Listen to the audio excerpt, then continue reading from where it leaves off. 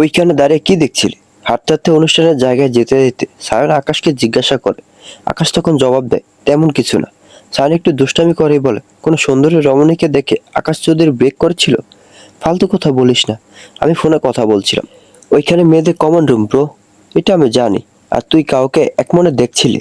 সায়নের পেঁচাপেচিতে আকাশ বলে, ঠিক নির্দিষ্ট কাউকে দেখছিলাম না, ফোনে কথা বলে হাঁটতে হাঁটতে ওই রুমের সামনে দাঁড়াই। ঘুরে তাকাতে দেখতে পাই চুল ছেড়ে একটা মেয়ে দাঁড়িয়ে আছে। আকাশের কাছে মেয়ের কথা শুনতে সায়ন দ্বিগুণ উৎসাহে সাথে আবারও বলে উঠে, দেখছিস আমার কথা কিভাবে মিলল? মেয়ে দেখে আকাশ চৌধুরী ব্রেক করেছে। আরে ভাই, পুরো কথাটা শোন। আচ্ছা বল, কেমন দেখতে? দেখলে চিনবি তো? কেমন দেখতে আমি জানি না। আরে দেখলে চেনার তো দরকার নেই। মেয়েটার চুল একদম পা পর্যন্ত মেজে ছুঁচুই ছিল, এই জন্যই নজরে পড়েছে। That's it, nothing else. Sayan এবার একটু ভাবুক ভঙ্গিতে বলল, চিন্তার বিষয়। বন্ধু আমার থমকে দাঁড়িয়েছে কোনো এক কেশবতীর মায়ায়। সায়নের উল্টাপাল্টা কথা শুনে আকাশ বিরক্ত হয়ে বলে, এসব উল্টাপাল্টা কথা বাদ দে, তাড়াতাড়ি চল, আমি একটু পরে বেরিয়ে যাব। আর একটু থাকবি না? সবাই তো আরো পরে যাবে, তোরা থাকিস, কিন্তু আমি বেরিয়ে যাব। কালকে সারাদিন অনেকগুলো মিটিং আছে। আকাশের ব্যস্ততার কথা শুনে সায়নের কথা বাড়ায় না। সায়ন আর আকাশ এসে দাঁড়াতেই রাফি এগিয়ে আসে। সাথে আছে রাফির ফিয়ান্স রামিসা। আকাশকে দেখে রাফি বলে, দোস্ত, এই হলো রামিসা, আমার উঠবি। আর রামিসা, এই হলো আকাশ, আমার ছোটবেলার বন্ধু। তোমাকে আগেও বলেছিলাম আকাশের কথা। রামিসা আকাশকে দেখে সালাম দিয়ে ভালো মন্দ জিজ্ঞাসা করে। আকাশ আন্তরিকতার সাথে সালামের জবাব দেয়। মেয়েদের সাথে বাড়তি কথা বলা আকাশের স্বভাব বিরোধী কাজ হয়, বেশি ভাব জমাতে বা বেশি কথা বলতে পারে না। এদিকে শুধু আকাশের সাথে পরিচয় করে দেওয়ায়, বারে, আমি আর বন্ধু নই, আমার সাথে পরিচয় করালি না? সায়নের কথা শুনে রাফি বলে উঠে, নেও ঠেলা, গত সপ্তাহে আমার সাথে ওদের বাড়িতে গেলি, এখন আবার কিসের পরিচয়? আজকে গরিব বলে? আহ, সায়ন থাম। আকাশের দমক শুনে সায়ন চুপ হয়ে যেয়ে বলে, আচ্ছা করলাম চুপ। আকাশ তখন রাফিকে উদ্দেশ্য করে বলে, তোরা তাহলে থাক, আমি বেরোবো। আকাশ বেরিয়ে যাবে শুনে রাফি বলে, আর একটু থাক, এশার আজানের পরে বের হওয়া যাবে। রাফির কথা শেষ হতে সায়ন বলে, আকাশ, রাফি ঠিকই বলেছে, আর একটু থাক। এমনিতে এমন অনুষ্ঠান আবার কবে হবে ঠিক নেই, থাক আর একটু। সায়ন রাফি জোরাজোরি দেখে রামেশা বলে, ভাইয়া, ওরা এত করে বলছে, থাকেন, আর একটু পরে আজান হয়ে যাবে, বেশি সময় বাকি নেই। রামিসের সাথে তাল মিলে সায়ন রাফি আরো বেশি করে জোরাজোরি করে। শেষমেশ আকাশ ওদের কাছে হের মেনে বলে, ঠিক আছে, কিন্তু এইটাই ফাইনাল, একটু পর বের হয়ে যাব। আকাশ থাকছে শুনে সায়ন আর রাফি দুজনে একে অপরের দিকে তাকে উচ্ছ্বাস চেপে রাখতে পারে না। মুহূর্তের মধ্যে ওদের মুখ ভরা হাসি ছড়িয়ে পড়ে, চোখে জ্বলে ওঠে স্বস্তির আলো। রোদ আর ঝর্ণা কমন রুম থেকে বেরিয়ে এগিয়ে যেতে থাকে নিজেদের জায়গায়।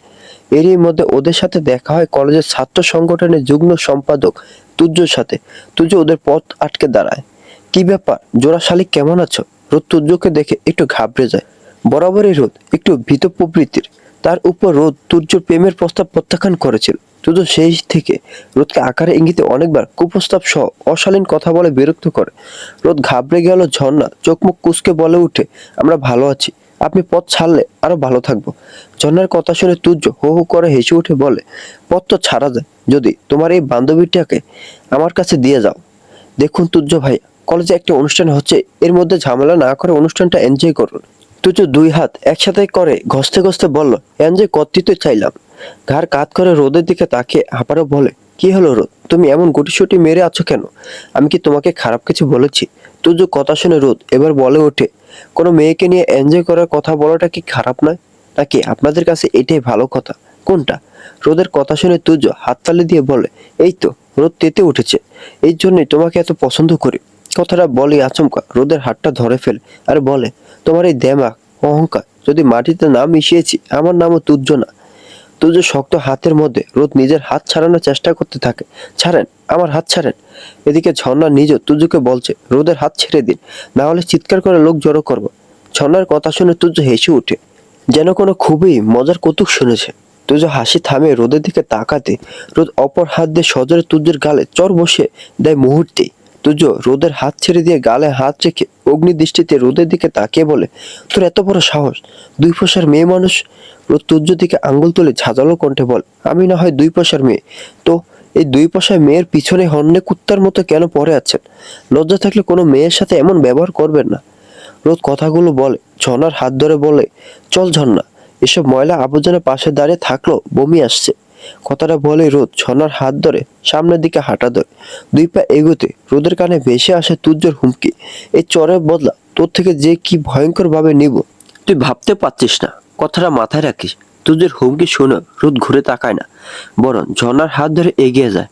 এর মধ্যে ঝর্ণা রোদের হাত ধরে যাকে দিয়ে বলতে থাকে, রোদ তুই চটটা না মারলেই ভালো করতি, জানিস তো ওরা কেমন খারাপ। ঝর্ণার কথা শুনে রোদ এবার দাঁড়িয়ে যায়, ঝর্ণার দিকে তাকিয়ে বলে, অসভ্যতামি করছিল, খারাপ ইঙ্গিতে কথা বলছিল, আর তুই বলছিস কিছু না বলে ছেড়ে দিতে। লজ্জা থাকলে কারোর সাথে এমন করবে না। রোদ, এটাই তো ওদের, এই লজ্জাটা নেই। তুই একা একা চলাফেরা করিস, যদি সত্যি কোনো ক্ষতি করে। রোদ ঝর্ণার চিন্তার কারণ বুঝতে পেরে বলে, তুই চিন্তা করিস না, কিছু হবে না, চল এখন। এসব ফালতু লোকের জন্য নিজেদের আনন্দ মাটি করিস না। রোদের কথায় ঝর্ণা একটু আশ্বস্ত হয়, তবুও চিন্তামুক্ত হয় না। রোদের সাথে একসাথে আগের জায়গায় চলে যায়। এই মুহূর্তে স্টেজে বিদায়ী বক্তব্য দিচ্ছেন কলেজের প্রিন্সিপাল স্যার। রোদ আর ঝর্ণা যে দুইটা চেয়ার টেনে একটু সাইডে বসে। কিছুক্ষণের মধ্যে প্রিন্সিপাল স্যারের বক্তব্য শেষ হলে ভলেন্টিয়াররা বর্তমান শিক্ষার্থীদের হাতে খাবারের প্যাকেট বিতরণ শুরু করে। এরই মধ্যে জাহিন এসে ঝর্ণাকে বলে, ঝর্ণা চল একটু পানি নিয়ে আসি, খাওয়ার পরে লাগবে তো, তোর কাছে বোতল আছে? জাহিনের কথা শুনে ঝর্ণা বলে, হ্যাঁ আছে। চল তাহলে নিয়ে এসে আমরা একেবারে বসি। রোদ তুই যাবি নাকি? এখানে চেয়ার ধরে রাখবি? তোরা যা, আমি এখানেই থাকি, না হলে চেয়ার যদি অন্য কেউ এসে নিয়ে যায়। আচ্ছা তাহলে বসে থাক, আমরা এখনই চলে আসবো। সাবধানে থাকিস, এখনই চলে আসবো। রোদ ঝর্ণাকে নিশ্চিন্তে যেতে বলে। ঝর্ণা আর জাহিন দুইটা বোতল নিয়ে চলে যায় পানি আনতে, আর রোদ বসে থাকে চেয়ারে, সাথে তিনজনের খাবারগুলো নিয়ে। বেশ কিছুক্ষণ পার হলেও ঝর্ণা জাহিনের দেখা নেই। রোদ বারবার উকিঝুঁকি দিয়ে দেখছে ভিড় থেকে ওদেরকে খুঁজে পাওয়া যায় কিনা, কিন্তু না, ওদের ছায়ার দেখা নেই। একা একা বসে থেকে রোদ যখন অধৈর্য হয়ে যাচ্ছে, সেই সময় একটা মেয়ে এসে রোদের সামনে দাঁড়িয়ে জিজ্ঞাসা করে, আপনার নাম কি? রোদ। রোদ অন্যমনস্ক ভাব কেটে যায় মেয়েটার কথায়। রোদ এক ঝলক মেয়েটার দিকে তাকিয়ে দেখে নেয় ভালো করে। মেয়েটা তাদের সাথে উপরে না, আগে দেখাও নাই। রোদ মেয়েটার দিকে তাকিয়ে জিজ্ঞাসা করে, আপনি কে? আপনাকে তো চিনলাম না। মেয়েটা মৃদু হেসে উত্তর দেয়, আমিও তো চিনি না, আমি ওই দিক থেকে পানি নিয়ে আসছিলাম। আমাকে দেখে দুইটা মেয়ে বলল, স্টেজের শেষ কন্যার একটা মেয়ে বসে আছে, নাম রোদ, তাকে যেন ডেকে দিই। রোদ মেয়েটার কথা শুনে কপাল কুঁচকে তাকে জিজ্ঞাসা করে, কোন মেয়ে দুইটা? নাম কি তাদের? হ্যাঁ নাম তো বলেছে, যে আমাকে ডেকে বলল তার নাম বলেছে ঝর্ণা। আমাকে বলল আপনাকে এসে বলতে। জানেন এর পায়ে কাটা ফুটেছে, একা নিয়ে আসতে পারবে না, দ্রুত যেতে। রোদ বসা থেকে উঠে দাঁড়িয়ে উদ্বিগ্ন হয়ে জিজ্ঞাসা করে, কোথা থেকে কাটা ফুটলো? ওরা কোথায়? কলের পাশে পুরানো জেন্টস ওয়াশরুমের সামনে, আপনি দ্রুত যান। রোদ এক নজর চেয়ারের উপর রাখা খাবারের দিকে তাকিয়ে এরপর মেয়েটার দিকে তাকিয়ে বলে, আপনি একটু এখানে দাঁড়াতে পারবেন? আমরা আসলে চলে যাবেন, তিনজনেরই খাবার আছে তো তাই। মেয়েটা রোদের কাঁধের হাত চেকে বলে, আপনি যান, আমি দাঁড়িয়ে আছি, সমস্যা নেই। মেয়েটার কথায় আশ্বস্ত হয়ে রোদ এগিয়ে যায়। রোদ চলে যেতে মেয়েটা দূর হাত দিয়ে কাকে ইশারা করে বোঝায় কাজ হয়ে গেছে। দূরে দাঁড়িয়ে থাকা এক ছায়া মানব দ্রুত সরে যায়। এদিকে রোদ হন্তদন্ত হয়ে ছুটে আসে এই 5টা কলেজের একটু সাইডের দিকে। রোদ এসে কাউকে দেখতে না পেয়ে আশেপাশে খুঁজতে থাকে ঝর্ণা আর জাহিনকে। এক মুহূর্তের জন্য রোদের মনে সন্দেহ জাগে, ওরা ওয়াশরুমের ভেতরে আছে নাকি। শাড়ি আঁচলটা টেনে নিয়ে নাকের উপর চেপে ধরে ধীরে ধীরে রোদ ভেতরে উকি দিয়ে দেখতে যায়। ঠিক সেই মুহূর্তে আচমকা এক ধাক্কায় তাকে ভেতরের দিকে ঠেলে দেওয়া হয়। বুঝে ওঠার আগে বাইরে থেকে দরজাটা সজোরে আটকে দেয় কেউ। সঙ্গে সঙ্গে নিভে যায় আলো, চারপাশ হঠাৎ করে ডুবে যায় ঘন অন্ধকারে। চারপাশে হঠাৎ অন্ধকারে রোদের বুক ধক করে ওঠে। আটকে উঠে সে দরজার দিকে ছুটে যায়, দুহাত দিয়ে দরজায় জোরে ধাক্কা দেয়। এই কে? কে বন্ধ করছেন দরজা? দরজা খুলুন। গলাটা কেঁপে ওঠে, শব্দটা ছোট্ট ঘরের ভেতর প্রতিধ্বনিত হয়। বাইরে কারো চাপা হাসির শব্দ ভেসে আসে। রোদ বুঝে যায় এটা কোনো দুর্ঘটনা নয়, ইচ্ছা করেই করা। বুকের ভেতর ভয় আর রাগ একসাথে গলিয়ে যায়। অন্ধকারে দেয়ালে হাত বুলে সুইচ খুঁজতে থাকে সে, কিন্তু কিছুতেই পাচ্ছে না। বাড়ি থেকে সুইচ দিয়েই আলো জ্বালানো হয় বুঝে যায়। ঘাম জমে যায় কপালে, শ্বাস একটু ভারী হয়ে আসে। ঘুটঘুটে অন্ধকার, সেই সাথে তীব্র বাজে গন্ধ রোদের গায়ে গলিয়ে ওঠে। দরজার উপাশে কারা দাঁড়িয়ে আছে সে জানে না, শুধু এটুকু বুঝে এই অন্ধকারে ফেলে দেওয়া ইচ্ছা করেই তৈরি করা হয়েছে। আর এই মুহূর্তে রোদ একা, সম্পূর্ণ একা। কাছে থাকা ফোনটা বের করে অন করে। ঠিক করবে বলো, ঠিক করা হয়নি বিদায় চাইলেও কাউকে ফোন করতে পারে না। ফোনে মৃদু আলোতে দরজায় দাঁড়িয়ে জোরে জোরে ধাক্কা দিতে থাকে যাতে কেউ এদিকে আসলে শুনতে পায়। বেশ কয়েকবার দরজায় জোরে জোরে বাড়ি দিয়ে রোদ কান্নায় ভেঙে পড়ে। কান্না করতে করতে বলে, প্লিজ কে দরজাটা খুলুন, এখানে অনেক অন্ধকার। কিন্তু কারোর কোনো সারা শব্দ পাওয়া যায় না। রোদ নাকে মুখে আঁচল চেপে ধরে কান্নার তোর বেড়ে যায় মুহূর্তে। এদিকে সায়ন আকাশের হাত চেপে ধরে রেখেছে, ডিনার না করে কোনোভাবে আকাশকে যেতে দিবে না। এদিকে আকাশ রাগের রাগে দৃষ্টিতে সায়নের দিকে তাকিয়ে আছে। সায়ন আকাশের দিকে তাকিয়ে আমতামতা করে বলে, এমন করে রাগের রাগে দৃষ্টিতে তাকাস না ভাই, আমি তোকে ভয় পাই। আকাশ হাত সরিয়ে নিয়ে বলে, তাহলে আমাকে এখন যেতে দে, বাড়িতে যাওয়া লাগবে। এত সুন্দর প্যাকেট করা বিরিয়ানি দিয়েছে, একসাথে খেয়ে যা প্লিজ। তোরা আমাকে এভাবে আটকে দিচ্ছিস তো, আমি আর কোনোদিনও তোদের কথায় আসবো না। সায়ন আকাশের দিকে তাকিয়ে অনুরোধ করে বলে, প্লিজ দোস্ত প্লিজ। আকাশ বসা থেকে উঠে দাঁড়িয়ে গায়ে থাকা স্যুটটা খুলে সায়নের কাছে দিয়ে শার্টের হাতা ফোল্ড করতে করতে বলে, লাস্ট টাইম, এরপর কোনোদিনও তোদের সাথে আসবো না। কথাটা বলেই আকাশ উল্টো দিকে হেঁটে যায়। সায়ন পিছন থেকে জিজ্ঞাসা করে, কই যাচ্ছিস? হাত মুখে পানি দিতে কথাটা বলে আকাশ এগিয়ে যায় ওয়াশরুমের দিকে। আকাশ যখন পুরাতন ওয়াশরুমের পাশে দিয়ে সামনে বিল্ডিং এর নতুন ওয়াশরুমের দিকে যাচ্ছিল, ঠিক সেই সময় আকাশের কানে ভেসে আসে কারোর আর্তনাদের শব্দ। আকাশ এক মুহূর্তের জন্য থমকে যায়। আওয়াজটা ঠিক কোথা থেকে আসছে বোঝার জন্য খুব মনোযোগ দিয়ে চারপাশটা পরখ করে। আকাশ 2 পা এগিয়ে পুরাতন ওয়াশরুমের সামনে এসে থামে। দরজার সামনে আসতে মৃদু আওয়াজটা এবার বেশি পরিষ্কারভাবে কানে আসে। এমন নিরিবিলি অন্ধকার জায়গায় কেউ আছে ভাবতে আকাশের গায়ে কাঁটা দিয়ে ওঠে। পকেট থেকে ফোন বের করে ফ্ল্যাশের আলো জেলে দরজার সামনে যে জিজ্ঞাসা করে, কে এখানে? বাড়ি থেকে কারো গলার আওয়াজ পেয়ে রোদের মনে আসার সঞ্চার হয়। কান্নাজড়িত গলায় বলে, আমাকে এখানে আটকে রেখেছে, প্লিজ দরজাটা খুলে দিন প্লিজ। মেয়েলি গলা শুনে আকাশ আরো এক দফা চমকে ওঠে। আকাশ ব্যস্ত গলায় বলে, ওয়েট এ মিনিট, আপনি ভয় পাবেন না, আমি দরজাটা খুলছি। রোদ কান্না করতে করতে বলে, প্লিজ দ্রুত খুলুন, আমার দম বন্ধ হয়ে আসে প্লিজ। আকাশ তড়িঘড়ি করে ফোনের ফ্ল্যাশ জ্বালিয়ে দরজার ছিটকিনির দিকে হাত বাড়ায়। কাছ থেকে দেখি তার চোখ কপালে ওঠে। মোটা একটা লোহার রড শক্ত করে হ্যাজবেলের ভেতরে ঢুকিয়ে রাখা। এক মুহূর্ত দেরি না করে আকাশ গায়ের সব শক্তি ঢেলে রডটা টেনে খুলতে চেষ্টা করে। হাত কেঁপে ওঠে, বেশি টান টান হওয়া যায়, কিন্তু রডটা এতটা শক্তভাবে আটকে আছে যে কিছুতেই নড়ে না। হতাশ হয়ে চারপাশে তাকাতে চোখে পড়ে পাশে পড়ে থাকা একটা ইট। দৌড়ে গিয়ে ইটটা তুলে নিয়ে আকাশ দাঁতে দাঁত চেপে রডটার উপর জোরে জোরে কয়েকবার আঘাত করে। প্রতিটা আঘাতের শব্দ নিস্তব্ধতাকে ভেঙে দেয়। শেষমেশ এক তীব্র শব্দে রডটা ঢিলে হয়ে খুলে আসে। ছিটকিনি খুলে ফ্লাশ ধরতে আকাশ আরো এক দফা বিস্মিত হয়। অবাক হয়ে বলে ওঠে, তুমি তুমি এখানে? রোদের মুখের উপর ফ্লাশ ধরে রেখে বিস্মিত কণ্ঠে আকাশ জিজ্ঞাসা করে। এই অল্প সময়ে ভয় আর আতঙ্কে রোদ ঘামে ভিজে একাকার হয়ে গেছে। অতিরিক্ত কান্নায় তার চোখ মুখ লাল। চোখের পাতায় জমে থাকা জল যে কোনো মুহূর্তে গড়িয়ে পড়বে। দম বন্ধ হয়ে আসার মতো অস্বস্তি বুকে চেপে ধরে কাপা কান্নাজড়িত কণ্ঠে রোদ বলে, জি, আমাকে একটু আগে বের হতে দিন প্লিজ, আমার সত্যি দম বন্ধ লাগছে। প্রথমত রোদকে দেখে এবং দ্বিতীয়ত রোদের কথা শুনে আকাশের মাথা গরম হয়ে যায়। রাগে দাঁতে দাঁত চেপে বলে, দম বন্ধ লাগা জায়গায় আসতে হয় কেন? আর আকাশের কথা শেষ হয় না তার আগে বাইরে শোরগোল কানে ভেসে আসে। আকাশ ঘুরে রোদের দিকে একবার তাকে, আবার ঘুরে বাইরের দিকে কর্ণপাত করে। এই যে স্যার, এদিকে, আমি নিজে দেখেছি আসতে, তাই তো আপনাদের ডেকে আনলাম যাতে ধরতে পারে। তুজ কলেজের 2জন স্যার সহ আরো বেশ কিছু লোক নিয়ে পুরাতন জেন্টস ওয়াশরুমের দিকে এগিয়ে আসে। তুজের সঙ্গে আসা 2জন শিক্ষক পুরনো ওয়াশরুমের লাইটের সুইচে হাত দিতে ঝাঁকুনি দিয়ে আলো জ্বলে ওঠে। হঠাৎ আলোয় চারপাশ স্পষ্ট হয়ে উঠতে সবার চোখের সামনে 2জন মানুষের অবয়ব পরিষ্কার দেখা যায়।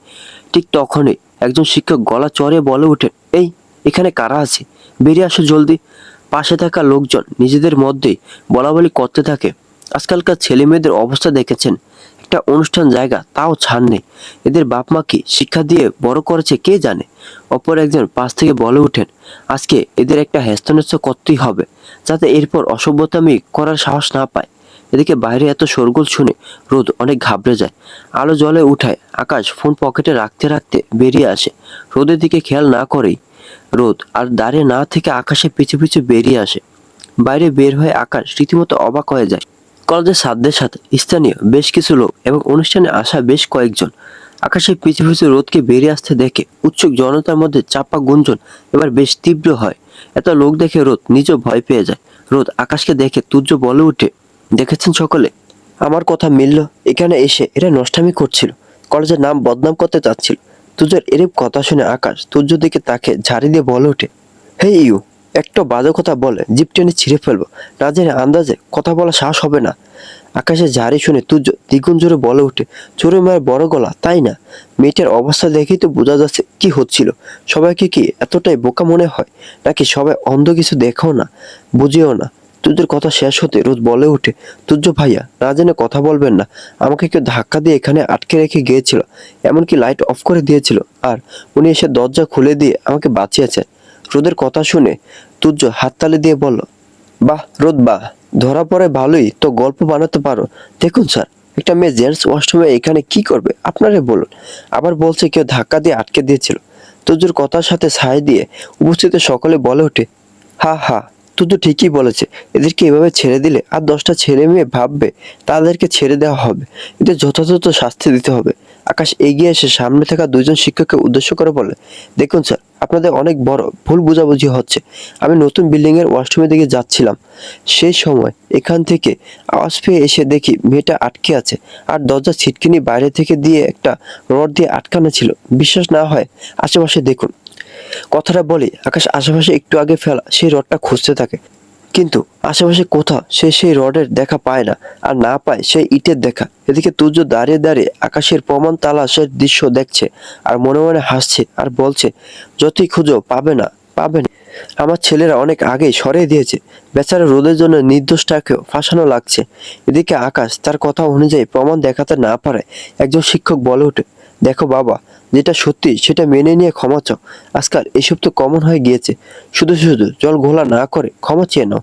স্যারের কথায় রাগে আকাশের মাথার মধ্যে শিরশিরিয়ে উঠে ঘুরে যেয়ে রোদের সামনে দাঁড়িয়ে দাঁতে দাঁত চেপে বলে, এখানে মূর্তির মতো দাঁড়িয়ে দাঁড়িয়ে মিথ্যে বদনাম নিতে খুব ভালো লাগছে, খুব ভালো লাগছে।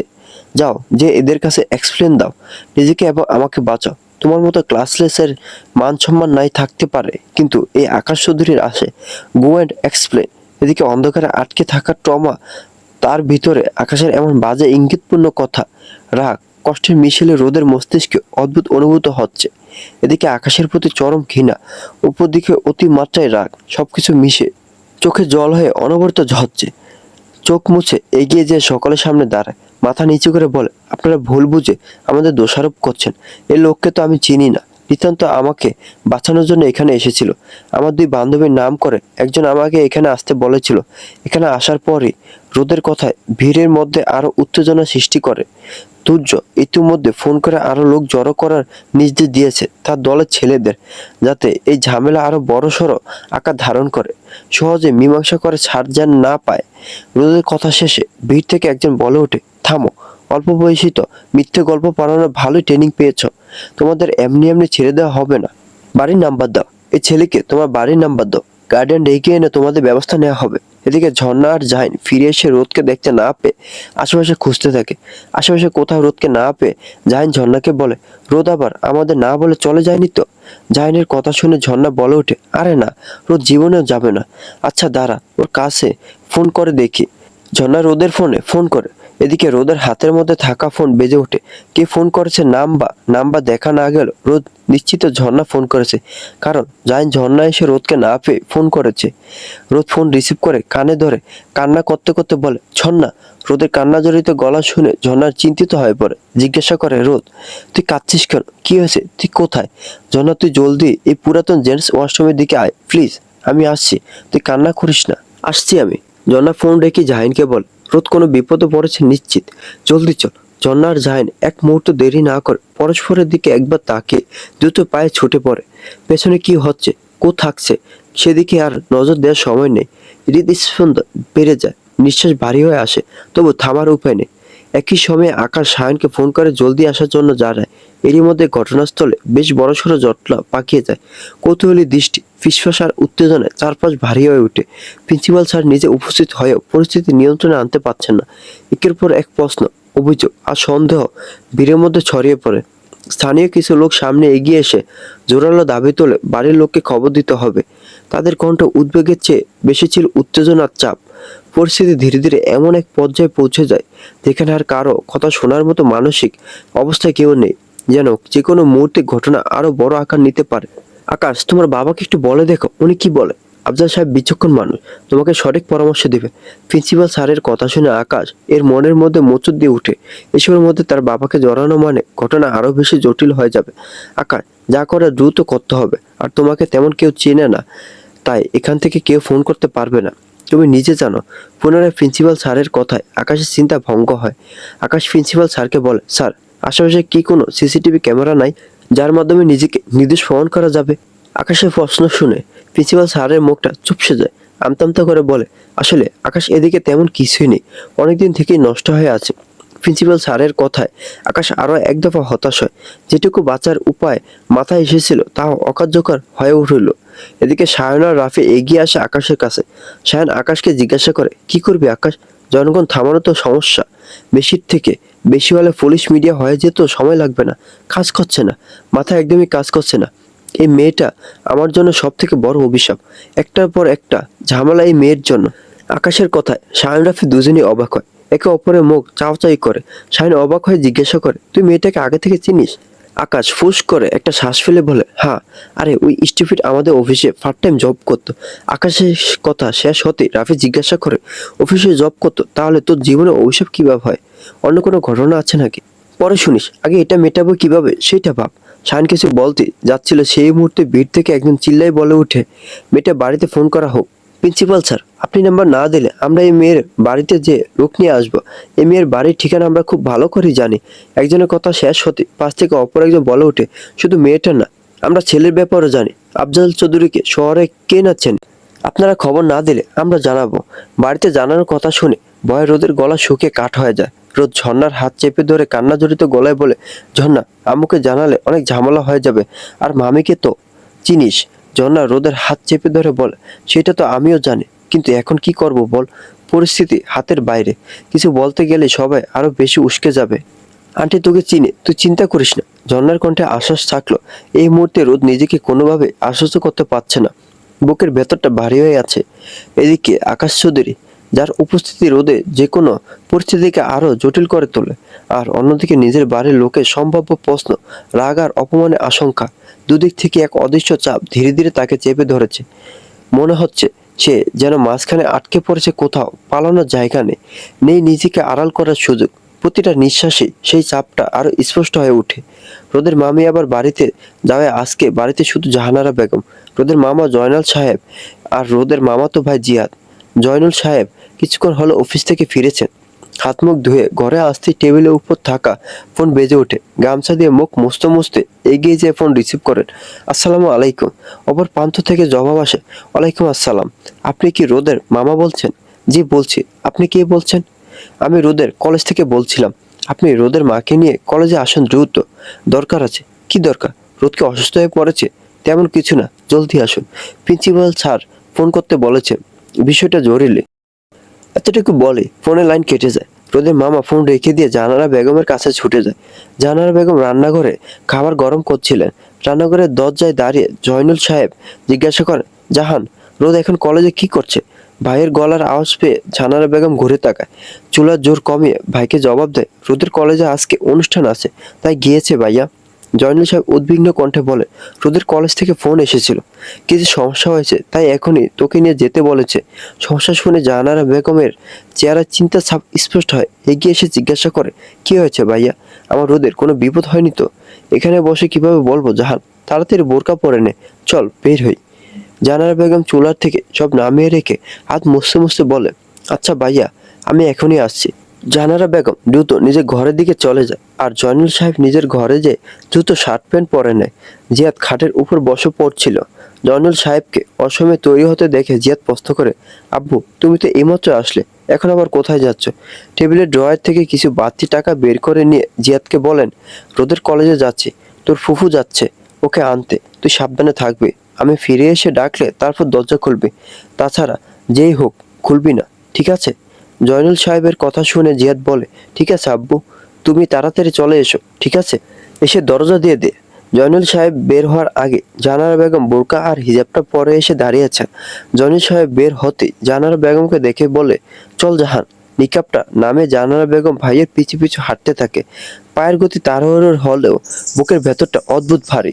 দুশ্চিন্তায় কপাল বেয়ে দরদরিয়ে ঘাম গড়িয়ে পড়ছে, অথচ চারপাশের কিছুই তার চোখে ঠিকমতো ধরা দিচ্ছে না।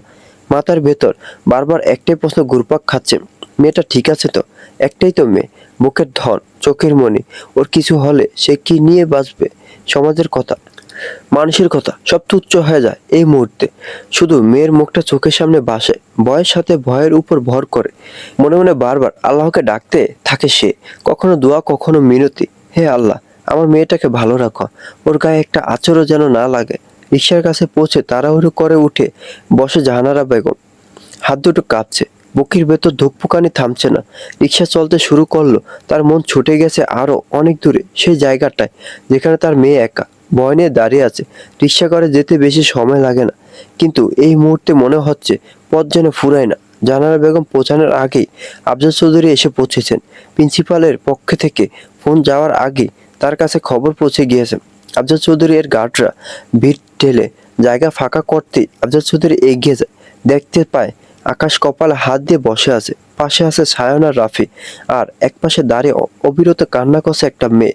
মেয়েটাকে আফজাল চৌধুরী বেশ ভালো করেই চেনে। আকাশ, আফজাল চৌধুরী ডাকে। আকাশ সামনে তাকায়, বসা থেকে উঠে দাঁড়িয়ে আকাশ বলে, আব্বু আপনি এখানে? আমি তো, তুমি তো ফোন করতে বলনি, তাহলে কিভাবে এলাম তাই তো? আকাশ, তুমি হয়তো ভুলে যাচ্ছ আমার পরিচয়, তোমার খবর আমার কাছে পৌঁছাতে সময় লাগার কথা না। আরো আগেই আসতাম, কিন্তু তোমার মাকে বুঝিয়ে আসলাম। আব্বু আমার কথা শুনুন। আফজাল চৌধুরী হাত উঁচু করে আকাশকে থামিয়ে দেয় আর বলে, আমি সব শুনেছি, আমি তোমাকে বিশ্বাস করি, কিন্তু এই মুহূর্তে শুধু তোমার না, ওই নির্দোষ মেয়েটার মান সম্মান জড়িত। আর জানোই তো, মেয়েদের গায়ে দাগ লাগে সহজে, কারণ ওরা হলো সাদা কাপড়, যেখানে দাগ পড়া বা দাগ দেওয়া খুবই সহজ। আকাশ অস্থির হয়ে জিজ্ঞাসা করে, তাহলে কি করতে বলছেন? আফজাল চৌধুরী আকাশের সাথে আর কোনো কথা না বাড়িয়ে এগিয়ে যান প্রিন্সিপাল স্যারের কাছে। তার সাথে কিছু কথা বলে বুঝতে পারেন পরিস্থিতি ঠিক কতটা ঘোলাটে। আফজাল চৌধুরী যখন প্রিন্সিপাল স্যারের সাথে কথা বলছিল, তখন ভিড়ের মধ্যে থেকে একজন বলে ওঠে, আপনারা যতই গুজু গুজু ফুসু ফুসু করেন না কেন, এই ছেলে মেয়ে নষ্টামি করতে যে ধরা পড়েছে, এদের বিয়ে দিতে হবে, না হলে এই কলেজের অন্য সব ছেলে মেয়েরও ভাববে এসব করে ছাড় পেয়ে যাবে। কথাটা আফজাল চৌধুরীর কানে আসতে সে এগিয়ে এসে ভিড়ের উদ্দেশ্যে বলে, নষ্টামি কথাটা ব্যবহার করছেন তো তার প্রমাণ কি আছে? আফজাল চৌধুরীর কথায় প্রতি উত্তরে একজন বলে ওঠে, মেয়েটার চোখ মুখের অবস্থা দেখছেন তো, বোঝাই তো যায়। আফজাল চৌধুরী ঘুরে রোদের দিকে তাকিয়ে দেখে নিয়ে বলে, কই কি অবস্থা? আমি তো দেখতে পাচ্ছি সে তো যথেষ্ট শালীনভাবেই আছে।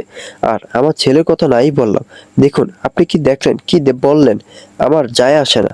সবার শেষ কথা, এদের এখানে বিয়ে দিয়ে নিয়ে যান, সময় মতো ছেলে মেয়েদের বিয়ে দিবেন না, আর এরা আগানে বাগানে অকাজ করবে। সেই মুহূর্তে জাহানারা বেগম সেখানে উপস্থিত হন। রোদ কোথায়? রোদ, এত ভিড় কেন, কি হয়েছে? জাহানারা বেগমের কণ্ঠ রোদের কানে যেতে রোদ মাথা তুলে সামনে তাকায়। জাহানারা বেগমকে দেখে রোদ ছুটে এসে জড়িয়ে ধরে, কান্না করতে করতে বলে, আম্মু দেখো এরা কি সব বলছে, আমাকে কেউ আটকে দিয়েছিল এখানে, আর ওই লোকটা আমাকে বাঁচিয়েছে, কিন্তু এরা খারাপ খারাপ কথা বলছে। জাহানারা বেগম রোদের মাথায় পিঠে হাত বোলাতে বোলাতে বলে, থাক মা, কাঁদে না, কিছু হবে না, আমি এসে গেছি তো, কিছু হবে না। মা মেয়েকে একসাথে দেখে লোকজন বলে ওঠে, মেয়েকে এসব করতে কলেজে পাঠান, বড়লোকের ছেলে দেখে গলায় ঝুলে পড়বে। কথাটা শোনা মতো জাহানারা বেগম ঝাঁঝালো কণ্ঠে বলে ওঠে, একটা বাধা কথা বলবেন না, সবার ছেলে মেয়ে স্কুল কলেজে যায়, তার মানে তো এই নয় সবাই খারাপ কাজ করে। আজ আপনাদের মেয়ে হলে এভাবে ছোট ছোট দাগ দিতে পারতেন। সামনে থেকে একজন আঙুল তুলে বলে, এই তুমি জাহানারা না, জয়নুলের বোন? এর জন্যই তো বলি মেয়েটাকে চেনা চেনা লাগে। হুঁ, ঠিকই আছে, বাপ না থাকলে যেমন হয় তেমনই হয়েছে। জয়নুল সাহেব এগিয়ে এসে ধমকে সুরে বলল, একদম বাজে কথা বলবেন না, একটা বাজে কথা বললে আপনাদের সকলের বিরুদ্ধে পদক্ষেপ নিব। জয়নুল সাহেব উত্তেজিত হবেন না, আপনাদের সাথে কথা বলতে চাই। আফজাল চৌধুরীর কথা জয়নুল সাহেব তার দিকে তাকায়। আফজাল চৌধুরীর দিকে তাকে জিজ্ঞাসা করে, আপনি? আমি আফজাল চৌধুরী, আকাশ চৌধুরীর বাবা। যাকে জড়িয়ে এত কথা তার বাবা। জাহানারা বেগম নিজেও ঘুরে তাকায় আফজাল চৌধুরীর দিকে। আফজাল চৌধুরী জয়নুল সাহেবকে একটু পাশে ডেকে নিয়ে বলে, দেখুন ভাই সাহেব, পরিস্থিতি একদমই প্রতিকূলে। এই মুহূর্তে এদের কথা মতো যদি আকাশ রোদের বিয়ে না দেওয়া হয়, দুজনের চরিত্রে দাগ লাগবে। আকাশ না হয় ছেলে মানুষ, কিন্তু রোদের কি হবে ভাই সাহেব, ভেবে দেখুন। আফজাল চৌধুরী কথায় জয়নুল সাহেব চিন্তিত হয়ে বলে, আমি আপনার কথা বুঝতে পারছি, কিন্তু আমরা নিতান্তই মধ্যবিত্ত, আমাদের সাথে আপনাদের যায় না, আর আমার বোন নিজেও রাজি হবে না এই বিয়েতে। রাজি না হওয়াটা স্বাভাবিক। আপনি আপনার বোনকে বুঝান, বাকিটা আমি দেখব। মান সম্মানের বিষয় উভয়েরই, আপনারও আমারও, তাই বলছি বুঝান। সময় খুবই কম, ভিড়ের মধ্যে আমার গার্ডসরা এদেরকে থামিয়ে রেখেছে। জয়নুল সাহেব আফজাল চৌধুরীর কথায় উভয় সংকটে পড়ে যান। জাহানারা বেগমের দিকে এগিয়ে যান এই বিষয়ে কথা বলার জন্য। সম্ভব না ভাইয়া, তুমি বুঝতে পারছো না? না, ওই ছেলে এসব মেনে নিতে পারছে না। আর না আমার রোদ। জয়নুল সাহেবের কথা শুনে জাহানারা বেগম বেশ দৃঢ়ভাবে জবাব দেয়। জয়নুল সাহেব জাহানারা বেগমকে আশ্বস্ত করে বলেন, তুই চিন্তা করিস না জাহান, ছেলের বাবা নিজে রাজি। উনি বলেছেন যে সমস্ত দেখে রাখবেন। আর এরকম বদভাব উঠলে আমার রোদের বিয়ে দিতে পারবো না, বোঝার চেষ্টা কর। জয়নুল সাহেবের কথা শুনে রোদ বলে উঠে, আমার বিয়ে না হলে আমি নিজের মতো থাকলে কি খুব সমস্যা হবে মামা? জয়নুল সাহেব রোদের মাথায় হাত বুলিয়ে বলেন, না রোদ, হবে না হয়তো, কিন্তু সেটা নিশ্চয়তা নেই। আজকে তোর বাবা থাকলে আমি বলতাম বিয়ে করিস না, কিন্তু তোর বাবা নেই। তারপর তোর মামি কেমন ভালোভাবে জানিস। আর বাংলাদেশের প্রেক্ষাপটে চাকরি বাকরি পাওয়াটা কতটা কষ্ট জানিস। তুই বিয়েটা কর রোদ, মেয়েদের জীবন এত সহজ হয় না, বোঝার চেষ্টা কর। রোদ তার মামার কথার অকাট্য যুক্তি অস্বীকার করতে পারে না। এদিকে জাহানারা বেগম নিজেও গভীর চিন্তায় মগ্ন। রোদ বেশ কয়েকবার জাহানারা বেগমকে ঝাঁকি দিয়ে বলে, আম্মু, ও আম্মু, তুমি বলো, কথা বলো। রোদের কথা জাহানারা বেগমের চিন্তা ভঙ্গ হয়। হ্যাঁ রোদ, তোর মামা যা বলছে একদম ঠিক। তুই বিয়েটা কর। আজকে যদি তুই ফিরে আসিস, বাইরের লোক অনেক কথা বলবে, কিন্তু তার থেকে বেশি ঘরের লোক বলবে। তুই সহ্য করতে পারবি না। তুই বিয়েটা কর। আর একটা কথা। রোদ অবাক হয়ে তার মায়ের দিকে তাকিয়ে থেকে জিজ্ঞাসা করে, কি কথা আম্মু? তুই বিয়ে করে শ্বশুর বাড়িতে যাবি, আর আমি না বললে কোনোদিনও আসবি না তোর মামা বাড়িতে? আমি না বললে এক পাও না, মনে থাকবে? রোদ তার মায়ের কথায় বিস্ময়ের চূড়ান্ত পর্যায়ে পৌঁছায়। এমন কথার বা এমন আদেশ ঠিক কি কারণে রোদ বুঝে উঠতে পারে না। রোদ প্রশ্ন করে, কেন আম্মু, তুমি এমন কেন বলছো? জানারা বেগম রোদের মাথায় হাত বুলিয়ে বলে, সময় বুঝে আমি বলবো, কথা ফুরিয়ে যাবে, তারপর আসবি, ঠিক আছে? মায়ের কথা শুনে রোদ আর কিছু বলতে পারে না। গলায় কথা আটকে আসে। চোখের কোণে জমে ওঠা জলটা সে জোর করে আটকে রাখে। আম্মুর হাতের স্পর্শটা যেমন পরিচিত, তেমনি কথাগুলো অচেনা আর দূরের মনে হয়। রোদের মনে হয় সে যেন হঠাৎ করে খুব কাছ থেকে দূরে ঠেলে দেওয়া হচ্ছে। কোনো অপরাধ না করে শাস্তি পেয়ে যাওয়ার মতো অনুভূতি। বুকের ভেতর জমে থাকা কষ্টটা কাউকে বলা যাচ্ছে না, অথচ নিঃশব্দে সেটা বাড়িয়ে উঠছে। এরই মধ্যে ভিড় ঠেলে তুর্য ঠিক করা লোক একজন মুরব্বী হাত ধরে এক প্রকার টানতে টানতে এনে হাজির করে। গলা জোর বাড়িয়ে বলে উঠল, অনেক হয়েছে এসব নাটক, কাজে নিয়ে এসেছি, এখনই বিয়ে পড়ানো হবে। সকলে কি বলেন? বীরের সকলে সমস্যারে বলে ওঠে, হা হা, এখনই বিয়ে পড়ার অনেক সময় দেওয়া হয়েছে, আর সময় দেওয়া হবে না। সমস্যারে উঠা সেই আওয়াজ চারপাশে প্রতিধ্বনি তোলে। কারো মুখে দ্বিধা নেই কোনো প্রশ্ন। বীরের এই একতরফা সিদ্ধান্তের ভেতর দাঁড়িয়ে থাকা মানুষটি মুহূর্তে নিঃস্ব হয়ে পড়ে। কথা বলার সুযোগ, আপত্তির অধিকার, সবকিছু যেন এই উচ্চ শব্দের নিচে চাপা পড়ে যায়। বীরের একটানা আওয়াজ রোদের কানে ঝাঁঝরা হয়ে ঢুকে পড়ে। শব্দগুলো স্পষ্ট শোনা গেল। তার মাথার ভিতর যেন সবকিছু ঘুরতে থাকে। বুকের ভেতরটা হঠাৎ করে ভারী হয়ে আসে। শ্বাস নিতে কষ্ট হয়। মনে হয় কেউ অদৃশ্য হাত দিয়ে তার গলা চেপে ধরেছে। রোদের হাত পা ঠান্ডা হয়ে আসে। আঙুরগুলো অসাড় হয়ে কাঁপতে থাকে। সে শক্ত করে জাহানারা বেগমকে জড়িয়ে ধরে। চোখের সামনে থাকা মানুষগুলো ধীরে ধীরে ঝাপসা হয়ে যায়। কতগুলো মুখ, কতগুলো গলা, সব মিলিয়ে এক অচেনা ভিড়, যেখানে তার নিজের জন্য কোনো জায়গা নেই। রোদের চোখের কার্নিশ বেয়ে অবিরত ঝরতে থাকে নোনা জল। এত ভিড়, এত চিৎকার, এত সিদ্ধান্তের ভেতরে তার কথা বলার সময়টা কোথায়? রোদ বুঝে এই মুহূর্তে তার না বলার শক্তি নেই। কেউ তার দিকে তাকিয়ে প্রশ্ন করছে না, কেউ জানতে চাইছে না সে কি চায়। চারপাশে মানুষের সিদ্ধান্তের ভারে সে ধীরে ধীরে নিজেকে হারিয়ে ফেলতে থাকে নিঃশব্দে, কাউকে কিছু না বলে। আফজাল চৌধুরী এগিয়ে এসে বলল, থামুন আপনারা, আমার ছেলে আকাশ চৌধুরীর সাথে রোদের বিয়ে হবে, চলুন কাজী সাহেব। আফজাল চৌধুরীর কথায় শাহিন রাফি দুজনই অবাক হয়ে আকাশের দিকে তাকায়। আকাশের চোখে মুখে চরম বিরক্তির আভাস। হাত শক্ত করে মুষ্টিবদ্ধ করে রেখেছে। চোখ মুখ শক্ত করে আছে, যেন নিজের রাগটা জোর করে দমিয়ে রাখছে। মনে হয় আর একটু হলেই সংযমের বাঁধ ভেঙে যাবে। আফজাল চৌধুরী জাহানারা বেগমের কাছে এগিয়ে যেয়ে বললেন, রোদকে নিয়ে আসুন, ভয় পাবেন না, ওকে আমি নিজের দায়িত্বে নিয়ে যাব। আমার নিজেরও একটা মেয়ে আছে, তার থেকে বেশি যত্নে থাকবে। জাহানারা বেগম রোদকে ঝরে ধরে থেকেই বলে, আপনি আমাদের অবস্থা জানেন কি জানি না, তবুও বলছি, রোদের বাবা নেই, ওর মামা বাড়িতে বড় হয়েছে, আমাদের কিছুই নেই। আপনি আমাদের অবস্থা বুঝতে পারছেন নিশ্চয়ই। আফজাল চৌধুরী জাহানারা বেগমের কথা শুনে বলে, আপনার একমাত্র মেয়ে, আপনার সব থেকে বড় সম্পদকে দিয়ে দিচ্ছেন। আমি এরপর আর কি চাইতে পারি? আপনাদের অবস্থা নিয়ে আমার কোনো অবজেকশন নেই, আপনি নিশ্চিন্তে থাকতে পারেন। রোদকে নিয়ে আসুন এখানে, আর থাকা ঠিক হবে না। আপনি আসুন। জয়নুল সাহেবকে কথাটা বলে আফজাল চৌধুরী এগিয়ে যান আকাশের দিকে। আকাশের সামনে দাঁড়াতে আকাশ বলে ওঠে, আব্বু এটা কি ঠিক হচ্ছে? এভাবে বিয়ে, তাও এই মেয়েকে? তোমার তো এই মেয়েকে বিয়ে করার কথা ছিল, সময় ছিল সাধ্যে, যা শেষের পথে। এখন পরিস্থিতি তোমাকে এনে দাঁড় করেছে রোদের কাছে। গ্রহণ তোমাকে করতেই হবে। চুপচাপ বিয়ে করে বউ নিয়ে বাড়ি চলো, তোমার মা অপেক্ষা করছে। আম্মু অপেক্ষা করছে মানে? আফজাল চৌধুরী আকাশের কথা শুনে হেসে উঠে বললেন, সমস্ত ঘটনা শুনে বুঝেছিলাম এমন দিকই যাবে, তাই বের হওয়ার আগে তোমার মাকে বলছি রোদকে নিয়ে ফিরছি। এখন আর কথা নয়, চলো। আকাশের সাথে সায়ন রাফি দুজনে চরমভাবে অবাক হয়, কিন্তু এই মুহূর্তে কিছু জিজ্ঞাসা করার মতো অবস্থা নেই, আর না আছে আকাশের উত্তর দেওয়ার মতো। আফজাল চৌধুরী সায়ন আর রাফির দিকে তাকিয়ে বলে, বন্ধুর বিয়ে, ওকে নিয়ে আসো। উৎসুক জনতার বেশিরভাগের হাতে মোবাইল ফোন, ভিডিও অন করা, যেন কোনো মজার বিষয় তারা ক্যাপচার করছে। কাজী সাহেব এপাশে বসে চেয়ারে বসে লেখালেখি কাজ সম্পন্ন করছেন। এদিকে আকাশকে এক প্রকার জোর করে এনে বসিয়েছে সায়ন আর রাফি। আর রোদকে জাহানারা বেগম ঝর্ণার কাছে রেখে দূরে এসে দাঁড়িয়েছেন। রোদ মাথা নিচু করে ঝর্ণাকে শক্ত করে ধরে বসে আছে। লজ্জার অপমান মিলেমিশে বুকের ভিতর এমনভাবে চেপে ধরেছে যে এই মুহূর্তে তার মনে হচ্ছে যদি পৃথিবীটা দুভাগ হয়ে যেত, সে নিঃশব্দে নিজেকে সে বিভক্ত ভূগর্ভে বিলীন করে দিত। আফজাল চৌধুরী চেয়ার এনে আকাশের পাশে বসেছেন, সাথে রেখেছেন রোদের মামা জয়নুল সাহেবকে আর প্রিন্সিপাল স্যারকে।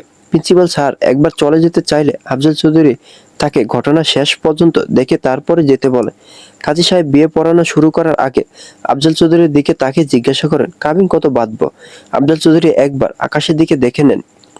আকাশের মতিগতি ভাবভঙ্গি দেখে বুঝে যান আকাশ এই বিষয়ে কিছুই বলবে না। সেটা বুঝতে আফজাল চৌধুরী গম্ভীর কণ্ঠে বলে ওঠেন, 1,11,11,111 টাকা। কথাটা শোনা মাত্রই চারপাশে সকলে থমকে যায়। মুহূর্তে সবাই বিস্ময়ে হতভম্ব হয়ে পড়ে। সায়ন, রাফি, তার সঙ্গে আকাশও একসাথে অবাক দৃষ্টিতে তাকিয়ে যায় আফজাল চৌধুরীর দিকে। সকলে উৎসুক দৃষ্টি বুঝতে পেরে আফজাল চৌধুরী গম্ভীর হয়ে বলেন, কি হলো? অবাক হওয়ার কি আছে? আমার বা আমার ছেলের টাকা পয়সার অভাব হয়নি যে খয়রাতির মতো কাবিন দেব। সব কাবিন উসুল হবে, বাঁধেন যা বললাম। কিছুটা থেমে আফজাল চৌধুরী আবার বলল, আর সব এক দিয়ে দিলাম কেন জানেন? কারণ যে মেয়েটাকে বিনা দোষে দোষী বানালেন সে হলো একের মেয়ে, আর আমার একের বৌমা হবে। রোদ এতক্ষণ যাবৎ আফজাল চৌধুরীর কথা শুনে আসছিল, কিন্তু এক মুহূর্তের জন্য তাকিয়ে দেখেন। আফজাল চৌধুরীর কথাটা শুনে রোদ ঘুরে তাকায়, লোকটাকে দেখে বয়সের ছাপ শুধু চুলদাড়িতে, কিন্তু মুখ্য ছবিতে বয়সের কোনো ছাপ স্পষ্ট নয়। আকাশ সম্পূর্ণ তার বাবার প্রতিচ্ছবি, সেটা আফজাল চৌধুরীকে দেখে রোদ ভালোই বুঝতে পারে। কাজী সাহেব বিয়ে পড়ানো শুরু করেন। রোদকে কবুল বলতে বলতে বললে রোদ ঝর্ণাকে জড়িয়ে ধরে কান্না ভেঙে পড়ে। কাজী সাহেব রোদকে তাড়া দিয়ে বলেন, জলদি বলো মা, আলহামদুলিল্লাহ, কবুল বলো। ঝর্ণা রোদকে বলতে থাকে, রোদ কান্না করে, আর কিছু হবে না, জলদি বলে দে। এসব লোকদের ভিতর থেকে বেরিয়ে যা জলদি। রোদ ভেঙে আসা কণ্ঠে মৃদুস্বরে বললে, আলহামদুলিল্লাহ, কবুল। একইভাবে আরো দুইবার কবুল বলে রোদ কান্নায় ভেঙে পড়ে। কাজী সাহেব আকাশের কাছে আসেন। আকাশকে কবুল বলতে বললে আকাশ চুপ করে চোখ মুখ শক্ত করে বসে থাকে। আফজাল চৌধুরী পাশ থেকে আকাশকে বলে, দ্রুত আকাশ, তুমি পুরুষ মানুষ, এত দেরি করলে হবে না। আফজাল চৌধুরীর কথায় আকাশ ছোট করে দীর্ঘশ্বাস ফেলে বলে, কবুল, কবুল, কবুল। আপনাকে কষ্ট করে তিনবার বলতে হলো না কাজী সাহেব। কাজী সাহেব নিজেও কথা না বাড়িয়ে বলে উঠেন, আলহামদুলিল্লাহ, আপনাদের বিয়ে সম্পন্ন হয়েছে। আপনারা আজ থেকে স্বামী স্ত্রী। আল্লাহ আপনাদের দাম্পত্য জীবন সুখ, শান্তি ও সমৃদ্ধি ভরে তুলুক, আমিন। সুখ শান্তি মাই ফুড। কথাটা বলে আকাশ উঠে দাঁড়ায়। আফজাল চৌধুরীর দিকে তাকিয়ে বলে, আমি গাড়িতে যাচ্ছি। আফজাল চৌধুরীকে কিছু বলার সুযোগ না দিয়ে আকাশ গটগট করে বেরিয়ে যায়। বিয়ে শেষে মুহূর্তে ভিড় জমে আসে। আফজাল চৌধুরী রোদের কাছে এগিয়ে এসে দাঁড়ায় আর বলে, রোদ মা, কান্না করো না। তোমার আর এক মা তোমার জন্য অধীর আগ্রহে অপেক্ষা করছে, চলো মা। আফজাল চৌধুরীর মায়ামাখা কথাগুলো রোদের মনে প্রশান্তি দিল। কিছুতে নিজের অশান্ত মনকে শান্ত করতে পারে না। জাহানারা বেগম এগিয়ে এসে আফজাল চৌধুরীকে বলে, মেয়েটাকে এখনই নিয়ে যাবে? হ্যাঁ রোদ, এখন আমারও মেয়ে, আমার মেয়েকে নিয়ে যাব। কিন্তু আপনার ছেলে মানে আকাশ তো চলে গেল। চিন্তা করবেন না, ওকে ঠিক মানিয়ে নিব। হঠাৎ এমন পরিস্থিতি তো মেনে নিতে সময় লাগবে। চিন্তা করবেন না, কিছুদিন সময় দিন, আর নিশ্চিন্তে রোদকে আমার সাথে যেতে দিতে পারেন। রোদ নিজের বাড়িতে যাচ্ছে। জাহানারা বেগম রোদের কাছে যেয়ে বলেন, রোদ, শ্বশুরবাড়িতে সকলের সাথে ভালোভাবে থাকবে। আমার কথা মনে হলে ফোন দিস, কিন্তু মামা বাড়িতে এখনই আসিস না। রোদ হঠাৎই জাহানারা বেগমকে জড়িয়ে ধরে হাউমাউ করে কেঁদে ওঠে। কান্নার তোরে তার গলা ভেঙে আসে। কথা তো দূরের কথা, একটা শব্দ বেরোয় না। বেদা চোখে আঁকড়ে ধরে থাকে মানুষটাকে, যেন এই আঁকড়ে ধরাটাই তার শেষ ভরসা। সামনের দিকে এগিয়ে যাচ্ছে এক অনিশ্চিত জীবনের পথে, যার পরিণতি কেমন হবে সে সম্পর্কে রোদের বিন্দুমাত্র ধারণাও নেই। ভবিষ্যৎটা তার সামনে দাঁড়িয়ে আছে অচেনা, নিষ্ঠুর আর ভয়ঙ্কর হয়। আর রোদ সে অজানার দিকে এগিয়ে যায়। আকাশের পিছু পিছু সায়ন আর রাফি ছুটতে ছুটতে আসে। আকাশ দাঁড়া, আকাশ। সায়নের ডাকে আকাশ দাঁড়িয়ে যায়। সায়ন রাফি দুজনেই ছুটে এসে আকাশের কাছে দাঁড়ায়। সায়ন হাঁপাতে হাঁপাতে আকাশকে জিজ্ঞাসা করে, তুই এভাবে চলে আসছিস কেন? মেয়েটাকে আগে থেকে চিনিস নাকি? আকাশ সায়নের দিকে তাকে কিছুটা বিরক্তি নিয়ে বলে, তোর কি সব এখনই শুনতে হবে? পরে জানলে হবে না? আকাশের কথা শুনে সায়ন বলে ওঠে, না হবে না, কারণ আঙ্কেল আর তোর কথায় বুঝেছি মেয়েটাকে আগে থেকে চিনিস, তাহলে এত কিছু কিভাবে কি? আকাশ সায়নের কাঁধে হাত রেখে বলল, এখানে দাঁড়িয়ে থাক, আমি গাড়ি নিয়ে আসি। তোর গাড়ি আঙ্কেল পাঠিয়ে দিয়েছে, আঙ্কেলের গাড়িতে যেতে হবে। রাফির বলা কথা শুনে আকাশ এর তপ্ত মেজাজ আরো বেশি পরিমাণ উত্তপ্ত হয়ে ওঠে। সায়না রাফির সামনে কয়েকবার পায়চারি করে, ডান হাত দিয়ে নিজের মাথার চুল মুঠ করে ধরে বলে, শুরু হয়েছে, এবার প্রতিটা পদক্ষেপে আমাকে হেনস্থা করতে যা যা করা দরকার সবই করা হবে। আকাশ এবার অন্তত বল। সায়নের কথা শুনে আকাশ সায়নের সামনে এসে দাঁড়ায়। সায়নের দিকে তাকিয়ে বলে, ওই মেয়ে আমাদের অফিসে পার্ট টাইম জব করতো। সে সময় অফিসে আমার ফার্স্ট জয়েন বলে ছোট করে অনুষ্ঠান হয়, সেখানে আমার আম্মু ওই মেয়েকে দেখে খুবই পছন্দ হয়ে যায়। ব্যাস, তারপর থেকে তার একটাই কথা, ওই মেয়েকে বিয়ে করে নিয়ে আয়। আকাশের কথা শুনে সায়ন রাফি এক অপরের মুখ চাওয়াচাই করে। বিষয়টা অনেকদিন থেকেই চলমান, সেটা বুঝতে দুজনে বাকি থাকে না। আকাশ আবার বলতে শুরু করে, ততদিনে আমার আম্মুর ক্যান্সার ধরা পড়েছে, ডাক্তার সময় ধরিয়ে দিয়েছে। এমন প্রতিনিয়ত সেই ইমোশনাল ব্ল্যাকমেল করা হয়। ওই মেয়েকে ডেকে আমি ভালোভাবে বলেছিলাম 4 মাসের জন্য কন্ট্যাক্ট ম্যারেজ করতে, তার বিনিময়ে যথেষ্ট টাকাও দিতে চেয়েছি, কিন্তু ওই মেয়ে কি করলো জানিস? আমার মুখের উপর যাচ্ছে এইভাবে কথা বলে চাকরি ছেড়ে দিয়ে চলে যায়। তারপর আর সে অফিসে আসেনি। আকাশের কথা শুনে সায়ন রাফি দুজনই তব্দা হয়ে যায়। এত কিছু ঘটছে অথচ তারা কিছুই জানতে পারেনি। কথাগুলো বলে আকাশ যখন রাগে ফুঁসছিল, সেই সময় সায়ন এসে আকাশকে বলে, দোস্ত, এটা ইউরোপ কান্ট্রি না, এখানে চুক্তিভিত্তিক বিয়ে এক প্রকার অসম্ভব। তুই একটা মধ্যবিত্ত বাঙালি মেয়েকে বিয়ের প্রস্তাব দিয়েছিস, তাও মাত্র 4 মাস। সে রিয়েক্ট করবে, এটাই স্বাভাবিক। সায়নের কথা শেষ হতে রাফি পাশ থেকে এগিয়ে এসে বলে, সায়ন ঠিক বলেছে আকাশ, ওয়েস্টার্ন কান্ট্রিতে কতগুলো লিভ ইন করে আর কতগুলো করে বিয়ে করে, তার কোনো ইয়ত্তা নেই। কিন্তু বাংলাদেশে ডিভোর্সি বিধবা মেয়েদের অবস্থা খুবই খারাপ হয়। আজকে দেখ, কিছু না করো মেয়েটা চরিত্রে দাগ লাগলো। আজকে তোর সাথে বিয়ে না হলে মেয়েটার কোনোদিনও বিয়ে হতো কিনা সন্দেহ আছে। আর হলো সারা জীবন কথা শুনতে শুনতে তেজপাতা হয়ে যেত। মেয়েটার চরিত্রে দাগ লেগেছে, সে কথা শুনেছে, আর আমি কথা শুনিনি, আমার চরিত্রে দাগ লাগেনি। আমি যে উপকার করতে যে ফেসে গেলাম, সেটা উপকারী কে বাগে খায়, ঠাকুরমার ঝুলিতে দেখিসনি? আমার অবস্থা হয়েছে তেমন। একদমই কথাগুলো বলে ফেলে আকাশ। কথা শেষ হতে সে বড় বড় করে শ্বাস নিতে থাকে, যেন ফুসফুসে আগুন ঢুকেছে। কপালে শিরা ফুলে উঠেছে, ঘাড়ের প্রতিটা উপশিরা দপদপ করে নড়ছে। রাগ, জেদ, অপমান সব একসাথে মিলে মাথার ভেতর বিস্ফোরণ ঘটাচ্ছে। মনে হচ্ছে এই মুহূর্তে সামনে যা আছে সব ভেঙে চুরমার করে দেবে। হাত দুটো অজান্তে মুঠো হয়ে আসে, নখ গেঁথেছে তালুতে। আকাশের ভেতরে তখন শুধু একটাই অনুভূতি, সে দোষী না হয়ে দোষী বানানো হয়েছে। আর এই অন্যায়টা সে কিছুতেই মেনে নিতে পারছে না। শায়ন এগিয়ে এসে আকাশের কাঁধে হাত রেখে বলে, যা হওয়ার হয়েছে, এখন দেখ মেনে নেওয়া যায় কিনা। আমার মনে হলো মেয়েটা খারাপ না, বেশি রাগারাগি করিস না, তোরা দুজনেই পরিস্থিতির শিকার। শায়নের কথা শুনে আকাশ তাচ্ছিল্যে হাসি দিয়ে বলে, পরিস্থিতি তাই না? ঠিক আছে, সবকিছু পরিস্থিতির কাছে ছেড়ে দেব। আকাশে হেয়ালি কথায় ধাঁচ ধরা মুশকিল। শায়ন রাফি দুজনেই সবটা বুঝতে না পারলো এটা অন্তত বুঝেছে এত সহজে আকাশ সমস্তটা মেনে নেবে না। সে সাথে এর সম্পূর্ণ প্রভাব পড়বে নির্দোষ রোদের উপর। এবার তাহলে রোদকে নিয়ে যাই। আফজাল চৌধুরীর কথাটা শুনে জাহানারা বেগমের বুকের মধ্যে মোচড় দিয়ে ওঠে। শত অবজ্ঞা, অবহেলা, বঞ্চনা, কষ্ট সহ্য করে বেঁচে থাকার একমাত্র অবলম্বন ছিল রোদ। আজকে তাকে সারা জীবনের জন্য শ্বশুরবাড়িতে পাঠিয়ে দিতে হবে, তাও এমনভাবে কোনো আয়োজন নেই, নেই কোনো অনাড়ম্বর। জাহানারা বেগম আফজাল চৌধুরীর সামনে দাঁড়িয়ে মাথা নিচু রেখে বলে, আমার মেয়েটাকে দেখে রাখবেন, এভাবে মেয়েটাকে বিদায় দিতে হবে আমি কোনোদিনও ভাবিনি। আপনাকে যতই নিশ্চিন্ত থাকতে বলি না কেন, মায়ের মন তো এত সহজে নিশ্চিন্ত হবে না। তবু বলবো, মেয়ে আপনার রাজরানী হয়ে থাকবে, আপনি নিশ্চিন্তে থাকতে পারেন। জাহানারা বেগম রোদের কাছে যেয়ে রোদের মাথায় হাত রেখে বলে, ভালোভাবে থাকিস, ওইটাই তোর নিজের বাড়ি, সেইভাবে মানিয়ে গুছিয়ে নিবি, ঠিক আছে? জাহানারা বেগমের কথা শুনে রোদের চোখ বেয়ে নোনা জল গড়িয়ে পড়ে নিঃশব্দে। হাতের উল্টো পিঠ দিয়ে চোখের জল মুছে রোদ তার মাকে জড়ে ধরে বলে, তুমি যেমন বলবে আমি তেমন ভাবেই থাকবো, কিন্তু তুমি নিজের খেয়াল রাখবে, না খেয়ে থাকবে না। থাকবো না না খেয়ে, তুই নিশ্চিন্তে সংসার করবি। রোদ তার মাকে ছেড়ে তার মামার সামনে এসে দাঁড়ায়। হাতে থাকা বাটন ফোনটা মামার হাতে দিয়ে বলে, ফোনটা ঠিক করে আম্মুকে দিও মামা। শুধু এই যে দেখো, ডিসপ্লে কালো হয়েছে, এটা থাকলে আমি যে কারোর থেকে ফোন দিতে পারবো। জয়নুল সাহেব রোদের হাত থেকে ফোনটা নিয়ে বলল, ঠিক আছে, এনে দেব, নিশ্চিন্ত থাক, ভালোভাবে থাকিস, কোনো দরকার হলে অবশ্যই জানবেই। চোখের কোণে জমে ওঠা জল লুকাতে রোদ মাথা নিচু করে সরে আসে। রোদকে উদ্দেশ্য করে আফজাল চৌধুরী বলেন, রোদ মা, চলো তাহলে, রাত অনেক হলো, তোমার আরো এক মা তোমার পথ চেয়ে বসে আছে। রোদ কোনো জবাব না দিয়ে শূন্য দৃষ্টিতে আফজাল চৌধুরীর দিকে তাকায়। আফজাল চৌধুরীকে দেখে রোদের মনে হচ্ছে এই বিয়েতে সব থেকে বেশি খুশি হয়েছেন আফজাল চৌধুরী নিজে, কিন্তু কি কারণে তা রোদের অজানা। জানারা বেগম রোদকে ঝর্ণার কাছে দিয়ে বলে, তুমি ওকে এগিয়ে দিয়ে এসো, আমি আর যাব না। আন্টি আপনি চলুন। না, তুমি নিয়ে যাও। রোদ, যা মা, সাবধানে, ভালো হয়ে থাকবে, ঠিক আছে? রোদ ধীরে মাথা কাত করে জানায়, ঠিক আছে। আর কোনো প্রশ্ন নেই, কোনো তর্ক নেই, মায়ের কথায় তা শেষ কথা। সেই পথে চলবে সে। নিজের বুকের ভেতর যত কষ্টে জমে থাকুক না কেন, কথাগুলো মুখে না এলো চোখের গভীরে লুকিয়ে থাকে অনেক না বলা কথা। ঠোঁট দুটো শক্ত করে চেপে ধরে রোদ, যেন দুর্বলতা প্রকাশ না পায়। ঝর্ণার আফজাল চৌধুরী রোদকে নিয়ে সামনে এগিয়ে যায়। তাদের পায়ের শব্দ ধীরে ধীরে দূরে সরে যেতে থাকে। প্রতিটা পদক্ষেপের সঙ্গে সঙ্গে রোদের বুকের ভেতর কিছু একটা যেন ভেঙে চুরমার হয়ে যায়। আর ঠিক সেইখানে পিছনে দাঁড়িয়ে থেকে রোদের চলে যাওয়া দেখে জাহানারা বেগম আর জয়নুল সাহেব, কারো চোখে তৃপ্তির ছায়া, কারো চোখে অদ্ভুত এক নিশ্চুপ অস্বস্তি।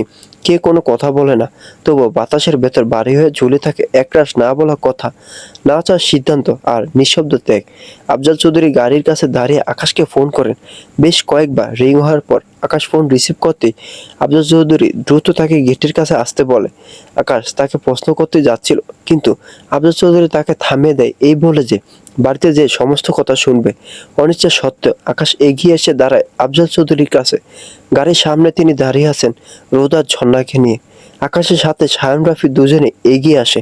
আফজাল চৌধুরী আকাশকে দেখে বলে, দ্রুত গাড়িতে উঠো, এমনিতে অনেক দেরি হয়ে গিয়েছে। আকাশ যেন রোদকে দেখো না দেখার মতো করে গাড়িতে উঠতে যায়। ড্রাইভারের পাশের সিটে উঠতে গেলে আফজাল চৌধুরী বাধা দিয়ে বলেন, এখানে আমি বসি, তুমি পিছনে যেয়ে বসো। আজকে পিছনে সিট বসেন, আমি আজকে সামনে বসি। আকাশ, তোমার রাগ খুব বাড়িতে যেয়ে দেখিও, এখন যে পিছনে সিটে বসো। আকাশ বেশ জোরে গাড়ির দরজা আটকে দিয়ে পিছনে সিটে বসে। আফজাল চৌধুরী শাহিন রাফিকে দেখে বলে, তোমাদের যদি যাওয়ার ইচ্ছা থাকে একদম পিছনে সিটে যেয়ে বসে পড়ো। জি আঙ্কেল, আছে, আমরা যাচ্ছি, চল রাফি। শাহিন কথাটা বলি রাফিকে নিয়ে গাড়িতে উঠে বসে। আফজাল চৌধুরী এগিয়ে যেয়ে ঝর্ণাকে জিজ্ঞাসা করে, তুমি আমাদের সাথে চলো। ঝর্ণা হাসি মুখে জবাব দেয়, না আঙ্কেল, আমার বাসা কাছে, আমি চলে যেতে পারবো। শিওর, পারবে তো? হ্যাঁ আঙ্কেল, অবশ্যই। তাহলে রোদকে গাড়িতে উঠিয়ে দাও। ঝর্ণা রোদকে নিয়ে গাড়ির কাছে এগিয়ে যায়। আকাশের পাশের সিটে রোদকে বসে দিয়ে ঝর্ণা বলে, সাবধানে থাকিস রোদ, আমাকে ফোন করিস, ঠিক আছে? রোদ আর কোনো কথা বলে না। কথা বলার মতো শক্তিটুকু যেন নিঃশেষ হয়ে গিয়েছে। আকাশ আর রোদের মাঝে যথেষ্ট পরিমাণে জায়গা ফাঁকা রেখে দুজনে দুই দিকে মুখ করে বসেছে।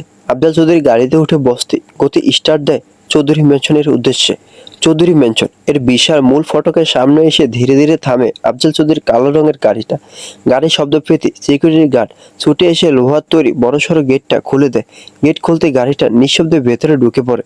বাগান ফিরে সোজা বাড়ির মূল দরজার সামনে এসে থামে। থামার পরপরই দুইবার হর্ন বাজানো হয়। গাড়ির শব্দ আর হর্নের আওয়াজ একসঙ্গে কানে পৌঁছাতে ঘরের ভেতরে আর বসে থাকেন না মরিয়ম বেগম। খানিকটা ব্যস্ততা নিয়ে তিনি এগিয়ে আসেন দরজার দিকে। তার পেছন পেছনে তাড়াহুড়ো করে এগিয়ে আসে আয়েশা, চেহারায় কৌতূহল আর অজানা এক উৎকণ্ঠার ছাপ। মরিয়ম বেগম দেরি না করে মুহূর্তের মধ্যেই মূল দরজাটা খুলে বেরিয়ে আসে। ততক্ষণে আফজাল চৌধুরী গাড়ি থেকে নেমে দাঁড়িয়েছেন। অপর দিকে দিয়ে আকাশ গাড়ি থেকে নেমে সোজা বাড়ির ভিতরের দিকে এগিয়ে যায়। পথের মধ্যে মরিয়ম বেগম ও আয়েশার মুখোমুখি হয়। মরিয়ম বেগম আকাশকে থামিয়ে দিয়ে গাড়ির দিকে তাকে জিজ্ঞাসা করে, তুই একা কেন? বৌমা কোথায়? মরিয়ম বেগমের কথায় আকাশের কপালে বিরক্তির ভাঁজ পড়ে। আকাশ মরিয়ম বেগমকে বলে, আম্মু, আমি এই জোর করে দেওয়া বিয়ে মানি না, তাই এসব বৌমা বলারও দরকার নেই। মরিয়ম বেগমকে আর কিছু বলতে না দিয়ে আকাশ গটগট করে এগিয়ে যায়। সিঁড়ি দিয়ে সোজা নিজের ঘরে চলে যায়। ঘরে ঢুকে যথেষ্ট বল প্রয়োগ করে ঘরের দরজাটা আটকেছে সেটা নিচতলা থেকে ভালোভাবে টের পাওয়া যায়। মরিয়ম বেগম এক নজর ঘুরে দেখে নিলেন ছেলের অবুঝ কর্মকাণ্ড। তারপর আয়েশাকে নিয়ে এগিয়ে গেল গাড়ির দিকে। ততক্ষণে সায়ন এবং রাফি নেমে দাঁড়িয়েছে। আফজাল চৌধুরী মরিয়ম বেগমকে দেখে বলে, রোদমা গাড়িতেই আছে, যাও দ্রুত নামিয়ে ভিতরে নিয়ে যাও। অনেক ধকল গেল মেয়েটার উপর দিয়ে। আফজাল চৌধুরীর কথায় মরিয়ম বেগম মাথা নেড়ে এগিয়ে যায়। আয়েশা এগিয়ে যে দরজা খুলতে দেখতে পায় রোদ মাথা নিচু করে বসে আছে। মরিয়ম বেগম এগিয়ে যে রোদের হাত ধরে নরম সুরে বলে, রোদ মা আমার। এত কোমল নরম সুর শুনে রোদ মাথা তুলে তাকায়। দীর্ঘক্ষণের মানসিক চাপ এবং অপমানের দরুন রোদের চোখ মুখের অবস্থা খুবই শোচনীয়। রোদের চোখ মুখের অবস্থা দেখে মরিয়ম বেগম রোদের দুই গালে হাত বোলাতে বোলাতে বলেন, এ কি অবস্থা হয়েছে? এমন চাঁদের মতো মুখটা কেমন মলিন হয়ে আছে, চোখ ফুলে উঠেছে। এত কান্নাকাটি করলে হয় মা? আয় নেমে ভিতরে যাবে চল। মরিয়ম বেগমের সাথে আয়েশা এগিয়ে এসে বলে, ভাবি আসো, অনেক ধকল গিয়েছে। রোদ একবার আয়েশার দিকে তাকাচ্ছে তো একবার মরিয়ম বেগমের দিকে। নিজের মা ছাড়া কেউ আজ পর্যন্ত এতটা নরম করে আদর করে ভালোবেসে কথা বলেনি। সর্বদা নসিবে জুটেছে তুচ্ছ, তাচ্ছিল্য, অপমান আর খারাপ ব্যবহার। আয়েশা এগিয়ে যে রোদের হাত ধরে গাড়ি থেকে নামায়। মরিয়ম বেগম রোদকে এক হাত জড়িয়ে ধরে এগিয়ে আসে। আফজাল চৌধুরীর সামনে আসতে আফজাল চৌধুরী বলে ওঠেন, বৌমা পেয়ে খুশি তো? জানো তো রোদ মা, তোমার এই শাশুড়িটি তোমার জন্য ছেলে মানুষই শুরু করেছিল। একটাই কথা কবে তোমাকে আনবো। সকালে কথার কোনো মানে রোদ ধরতে পারেন? আকাশ চৌধুরী তাকে 4 মাসের কথা বলেছিল, কিন্তু এখানে কারোর কথায় তেমন কিছুই রোদের কাছে মনে হয়নি। প্রত্যেকের কথায় রোদের মনে খটকা লাগে। সকলে কি সত্যি তাকে মন থেকে গ্রহণ করছে, নাকি আকাশ চৌধুরীর মতো সকলে 4 মাসের চুক্তিতে সীমাবদ্ধ? রোদের ভাবনার অবসান হয় আফজাল চৌধুরীর কথায়। আর কতক্ষণ মেয়েটাকে বাইরে দাঁড় করে রাখবে? চলো আয়শা নিয়ে আয় তোর ভাবিকে। আয়েশা এবং মরিয়ম বেগম রোদকে নিয়ে বাড়ির ভেতরে প্রবেশ করে। আফজাল চৌধুরী রাফি এবং সায়নকে আসতে বললে দুজনে এসে বলে, আকাশের মাথা একটু ঠান্ডা হোক তারপর আসবো। দুজনের কথা শুনে আফজাল চৌধুরী দীর্ঘশ্বাস ফেলে বলে, দেখো তোমাদের বন্ধুকে যদি বোঝাতে পারো। সায়ন আর রাফি দুজনে আফজাল চৌধুরীর থেকে বিদায় নিয়ে চলে যায়, আগামীকাল আসার প্রতিশ্রুতি দিয়ে। চৌধুরী মেশনের ভেতরে প্রবেশ করতে রোদ বিস্মিত হয়ে যায়। ছোটখাটো কোনো রাজপ্রাসাদ বলল ভুল হবে না। চারপাশে নিখুঁত কারুকার্য আর আসবাবপত্র, বিভিন্ন অ্যান্টিক শোপিস থেকে শুরু আধুনিক সাজসজ্জা, সবকিছু দিয়ে অত্যন্ত পরিপাটি করে সাজানো। আলো ঝলমলে পরিবেশে চারপাশটা আরো বেশি সুন্দর করে তুলেছে। আয়েশা রোদকে নিয়ে সোফায় বসায় আর পাশে নিজেও বসে।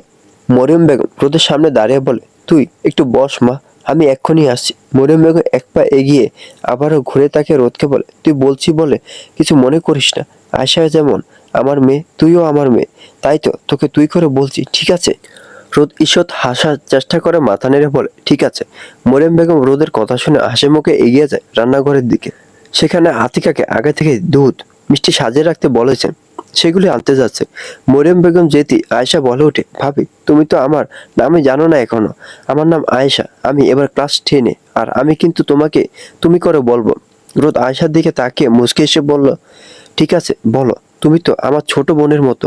মতো তো না, আমি তোমার ছোট বোন। আমার সবসময় আফসোস লাগে যদি একটা বড় বোন থাকতো কি ভালো না হতো, কিন্তু তা তো নাই, বরং একটা ভাই আছে, একদম কাঠখুট্টা। ভাই কথাটা শুনতে রোদের আকাশে কথা মাথায় আসে, তখনই বুকের মধ্যে মোচড় দিয়ে উঠে। কি হবে, কি হতে চলেছে ভাবলে গা শিহরে ওঠে। আকাশ চৌধুরীর মনোভাব বা কথা কোনোটাই রোদের অনুকূলে না। সেই লোকের সাথে রোদকে থাকতে হবে ভাবলে রোদের বুক ভয়ে ভার হয়ে আসে। সমস্ত ঘর লন্ডভন্ড হয়ে পড়ে আছে। বুক সেলফ সমস্ত বই উল্টে পড়ে আছে। বিছানা বালিশ সব এলোমেলো হয়ে পড়ে আছে। এদিকে দরজার বাইরে দাঁড়িয়ে মরিয়ম বেগম আফজাল চৌধুরী অনবরত দরজা ধাক্কা দিচ্ছে। আকাশ দরজা খোল, এরকম পাগলামির মানে কি? আফজাল চৌধুরী দরজার বাইরে দাঁড়িয়ে আকাশকে উদ্দেশ্য করে বারবার একই কথা বলছে। এদিকে মরিয়ম বেগম কান্না করতে করতে বলেন, আকাশ তুই কি ছেলে মানুষ আছিস এখনো? কি এমন করলে হয়?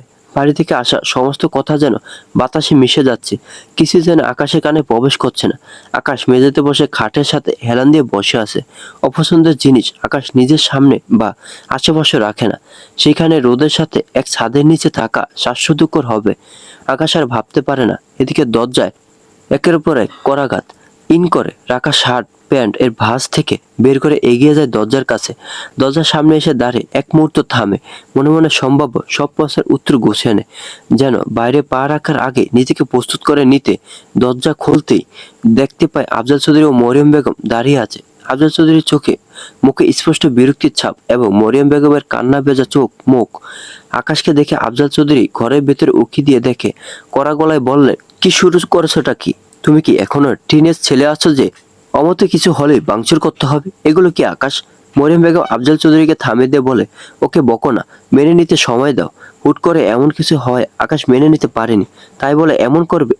মেয়েটা নিজের ইচ্ছায় তো বিয়ে বসেনি, পরিস্থিতি যেমন আকাশকে এ সম্পর্কে জুড়েছে মেয়েটার ক্ষেত্রে একই রকম, এটা ভুললে চলবে না। আফজাল চৌধুরীর কথা শেষ হতেই আকাশ বলে ওঠে, তাহলে কি চাইছেন আব্বু?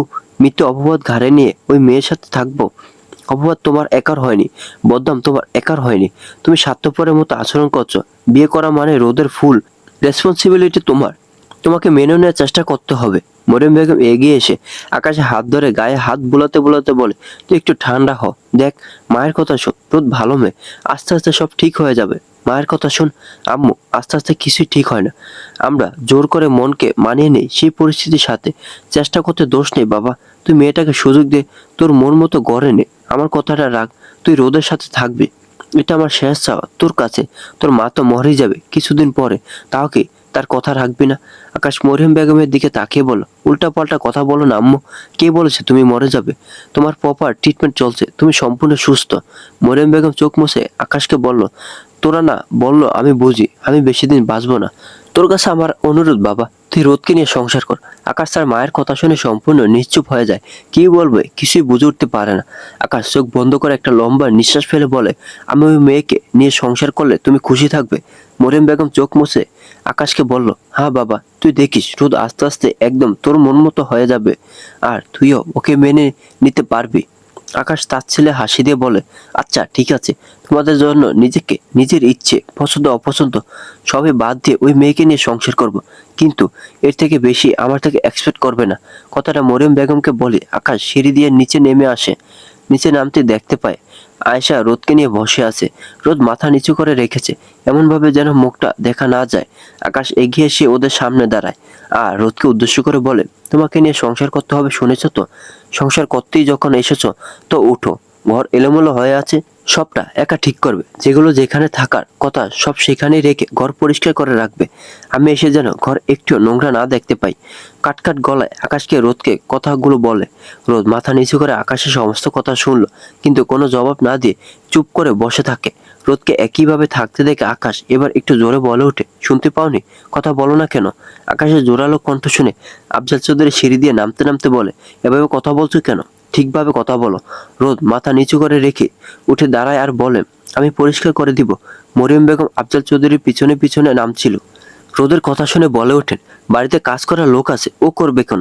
আকাশ ফিসিয়ে এসে মরিয়ম বেগমের সামনে দাঁড়িয়ে বলে, আমার সাথে সংসার করবে, তাহলে আমার ঘর গোছাতে পারবে। এই ব্যাপারে কিছু বলো না আম্মু। মরিয়ম বেগমের আর কোনো কথা বলার আগেই আকাশ পুনরায় রোদের সামনে দাঁড়িয়ে বলে, কি হলো, যাও, আমি এসে যেন সব গোছানো দেখি। এখন আবার কোথায় যাবে, তাও এত রাতে? আকাশ বাইরে যাবে বুঝতে পেরে আফজাল চৌধুরী আকাশকে প্রশ্ন করেন, একটু কাজ আছে, শেষ করেই ফিরে আসবো। কি কাজ যেন এখন বের হওয়া লাগবে? সকালে কাজ করো, চিন্তা করবেন না, ঘন্টাখানেকের মধ্যে ফিরে আসবো। আফজাল চৌধুরীর সাথে কথা বলে আকাশ দ্রুত পায়ে বেরিয়ে যায়। গ্যারেজে যেয়ে বাইক নিয়ে সোজা বেরিয়ে যায়। আকাশ চলে যেতে রোদ মরিয়ম বেগমের কাছে যেয়ে বলে, আমাকে একটু দেখে দিন কি করতে হবে, আমি করে দিচ্ছি। মরিয়ম বেগম রোদের মাথায় হাত বুলিয়ে বলে, তোকে করতে হবে না মা, আমি লোক দিয়ে পরিষ্কার করে নেব, কোনো সমস্যা নেই, আমিই করছি। না হলে আবার রাগারাগি হবে। আমি কাজ করতে পারি, ঠিকভাবে করতে পারবো। কিন্তু মরিয়ম বেগমের কথা শেষ হওয়ার আগেই আফজাল চৌধুরী বলেন, আচ্ছা রোদমা করুক, নিজের ঘর নিজে বুঝে নিক, কিন্তু তার আগে ওকে ফ্রেশ হতে দাও, চেঞ্জ করে একেবারে রুমে যাক। আফজাল চৌধুরী এবার আয়েশার দিকে তাকিয়ে বলে, আয়েশা মা, তোর জামা তোর ভাবির গায়ে হবে কি দেখ তো, আপাতত তোর থেকে নতুন একটা জামা বের করে দে, সকালে আমি সব এনে দেব। আয়েশা হাসি মুখে জবাব দেয়, ঠিক আছে আব্বু, আমি এখনই দিচ্ছি। আয়েশা রোদের কাছে এসে রোদের হাত ধরে বলে, ভাবি চলো, আগে ফ্রেশ হয়ে নাও আমার রুম থেকে। মরিয়ম বেগম নিজেও রোদকে বলেন, হ্যাঁ মা, যা ফ্রেশ হয়ে তারপর যা করার করিস, ঠিক আছে? ঠিক আছে। রোদ ঈষৎ হেসে মরিয়ম বেগমকে জবাব দেয় আর আয়েশা রোদের হাত ধরে নিয়ে যায় তার ঘরে। রোদ আর আয়েশা চলে যেতে মরিয়ম বেগম আফজাল চৌধুরীর কাছে এগিয়ে এসে উদ্বিগ্ন কণ্ঠে বলে, আকাশ কি রোদকে মেনে নেবে? কিভাবে কথা বলছিল দেখেছো তো? দেখলাম, কিন্তু তোমার ছেলেকে বুঝাবে, তোমার কথা আকাশ শুনবে। এই জন্য যখন তুমি আকাশকে বলেছিলে তখন আমি কিছু বলিনি। মেয়েটাকে ওর ঘরে পাঠানো আর বাঘের গুহায় পাঠানো একই রকম মনে হচ্ছে। আফজাল চৌধুরী মরিয়ম বেগমকে আশ্বস্ত করে বলে, চিন্তা করো না, হয়তো রাগারাগি করবে, কিন্তু গায়ে হাত তোলা বা অতিরিক্ত বাড়াবাড়ি করবে না, সেটাই চিন্তা। রাগের মাথায় কী সব বলবে, কথার আঘাত বড় আঘাত। চিন্তা করো না, এখন খাবার রেডি করো, মেয়েটা অনেকক্ষণ কিছু খায় না। আফজাল চৌধুরীর কথায় মরিয়ম বেগমের খেয়াল আসে, আসলেই তো রাতের খাবার রেডি করতে হবে।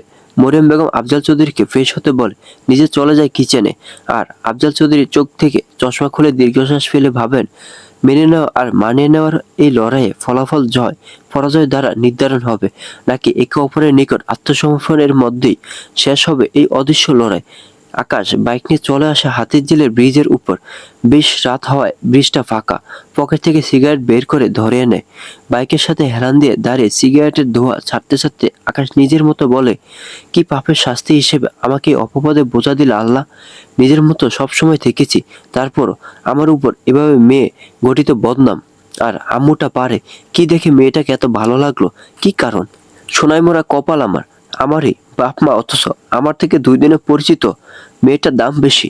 আকাশ যখন নিজের মতো নিজে কথা বলছিল, তখনই পাশ থেকে মেয়েলি কণ্ঠ শুনতে পায়, এখানে কি সঙ্গীততে দাঁড়িয়ে আছো নাকি? অপরিচিত মেয়েলি গলায় তুমি শুনে আকাশ ঘুরে তাকায়। দেখতে পায় অল্প বয়সী একটা মেয়ে, বেশ পাতলা ফিনফিনে শাড়ি পরা, ঠোঁটে গাঢ় লিপস্টিক, গালো গোলাপি রঙের রাঙা। আকাশ দেখি বোঝা যায় এরা রাতকর্মী। আকাশ নিজের দৃষ্টি সরে সামনের দিকে তাকিয়ে থেকে বলে, না, আপনি এখান থেকে চলে যান। মেয়েটা না যেয়ে উল্টো আকাশের একটু কাছে এগিয়ে এসে বলে, রেট কম রাখবো, চাইলে আমার সাথে যেতেই পারো। ফুল নাইট সার্ভিস। কত রেট আপনার? ফুল নাইট 2000, আর হাফ হলে 1000। যাবে নাকি? আমার সব হোটেল মোটেল চেনা আছে। আকাশ মেয়েটার কথায় কান না দিয়ে পকেট থেকে মানিব্যাগ বের করে চকচকে 6টা 1000 টাকার নোট বের করে মেয়েটার দিকে এগিয়ে দিয়ে বলে, আপনার 3 রাতের টাকা দিলাম, এখন এখান থেকে চলে যান। মেয়েটা টাকার দিকে তাকিয়ে থেকে আকাশকে বলল, এই ছেলে, এই রূপা মাগনা টাকা নেয় না। 3 রাত থাকবে, 3 রাতের টাকা নিব। আকাশ মেয়েটার কথা শুনে বোঝা যায় মেয়েটার নাম রূপা।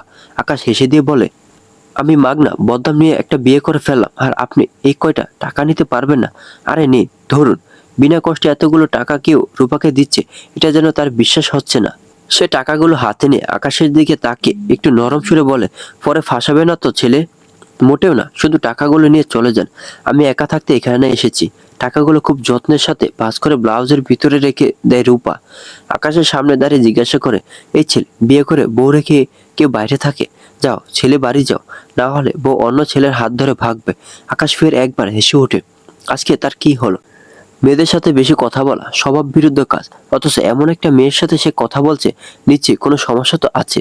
সমস্যার কথা পাশে রেখে আকাশ রূপাকে বলল, ভাগবে না, সে উপায় তার নেই। রূপা হাত তালি দিয়ে বললে উঠে, বারে ছেলে, মেয়েটা যাওয়ার জায়গা নেই বলে অবহেলা করবে, এটা ঠিক না ছেলে। বাড়িতে যাও, দায়িত্ববান স্বামী হতে পারলে ভালোবাসার স্বামী হতেও পারবে।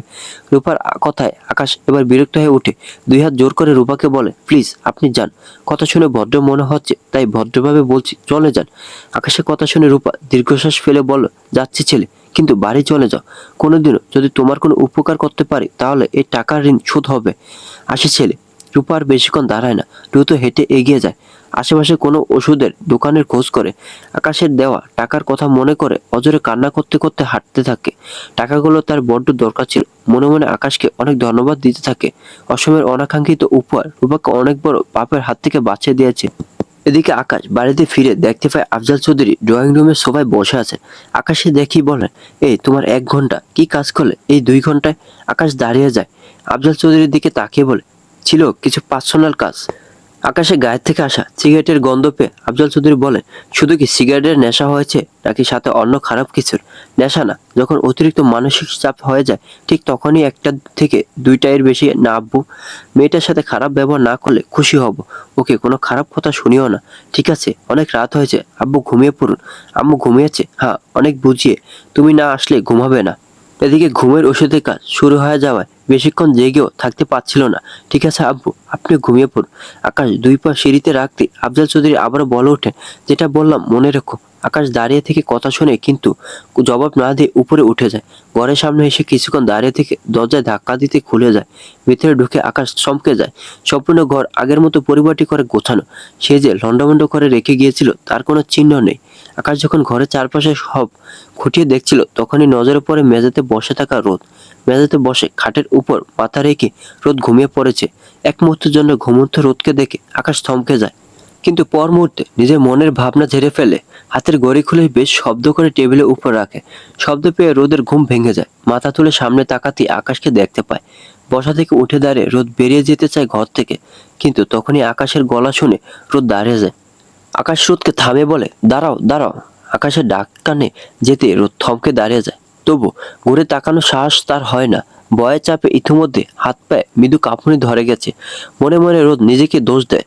ঘরটা পরিষ্কার করে আয়েশার ঘরে চলে যাওয়ায় বোধহয় ভালোই ছিল। এখান থেকে যাওয়াটাই যে তার জীবনের সবচেয়ে বড় ভুল হয়ে দাঁড়াবে তা এখন হারায় হারায় টের পাচ্ছে সে। আকাশ রোদের দিকে তাকিয়ে দেখতে পায় সে আয়েশা জামা পরেছে। জামাটা সে নিজে আয়েশাকে কিনে দিয়েছিল। গোল্ডেন কালারের জামার সাথে বেশ বড় ওড়না। সেটা দিয়ে রোদ মাথায় খুব সুন্দর করে ঘোমটা দিয়ে রেখেছে। এক মুহূর্তের জন্য দেখে মনেই হবে নতুন বউ। আকাশ বেশ গম্ভীর গলায় রোদকে অর্ডার করে, আমার জন্য ব্ল্যাক কফি আর বাটার টোস্ট নিয়ে আসো। আর হ্যাঁ, রান্নাঘরের পাশের ঘরে অতিকা থাকে, ওকে ডেকে নিও। সব জিনিসপত্র কোথায় কি আছে দেখিয়ে দেবে। রোদ আকাশের দিকে না তাকিয়ে আস্তে করে জবাব দেয়, ঠিক আছে। কথাটা বলে ঘর থেকে বেরিয়ে যেতে উদ্যত হলে আকাশ পিছন থেকে আবার বলে ওঠে, আমি ফ্রেশ হয়ে এসে যেন দেখি সব হাজির। রোদ আকাশের কথাটা শুনে দ্রুত পায়ে বেরিয়ে আসে আর আকাশ টাওয়াল নিয়ে ওয়াশরুমে চলে যায়। দীর্ঘক্ষণ ধরে চলা ঝড়ঝাপটার পর ক্লান্ত দেহটাকে কিছুটা শান্তি আর স্বস্তি দেওয়ার তাগিদে ঠান্ডা পানির ধরার নিচে এসে দাঁড়ানো। রোদ নিচে নেমে সোজা রান্নাঘরে চলে যায়। কিন্তু এত রাতে সমস্ত আলো নেভানো, শুধু ড্রয়িং রুমে একটা মৃদু আলোর আলোয় যতটুকু দেখা যায়। রান্নাঘরের আলো জ্বালানোর জন্য সুইচ খুঁজতে থাকে। আদৌ আলো ছায়ায় রোদ কোনো কিছু স্পষ্ট দেখতে পায় না। কিন্তু হঠাৎই রান্নাঘরে আলো জ্বলে ওঠে। হুট করে আলো জ্বলে ওঠে রোদ বেশ ভয় পেয়ে যায়। পিছনে ঘুরে তাকাতেই দেখতে পায় আফজাল চৌধুরী হাসি মুখে দাঁড়িয়ে আছে। আফজাল চৌধুরীকে দেখে রোদ কিছুটা স্বস্তি বোধ করে। আফজাল চৌধুরী এগিয়ে এসে রোদকে বলে, কি ব্যাপার রোদমা, ব্ল্যাক কফি আর বাটার টোস্ট বানাতে এসেছো নিশ্চয়ই? আফজাল চৌধুরীর কথা শুনে রোদ উপর নিচে মাথা নেয়। আফজাল চৌধুরী ফ্রিজের কাছে এগিয়ে যেয়ে বলেন, আকাশের পুরনো অভ্যাস এটা। আগে পরীক্ষার সময় রাত জাগলে খিদে লাগতো, তখন আমি বা আকাশের মা চা আর বাটার টোস্ট বানিয়ে দিতাম। এখন শুধু চা এর বদলে ব্ল্যাক কফি, বিদেশি অভ্যাস।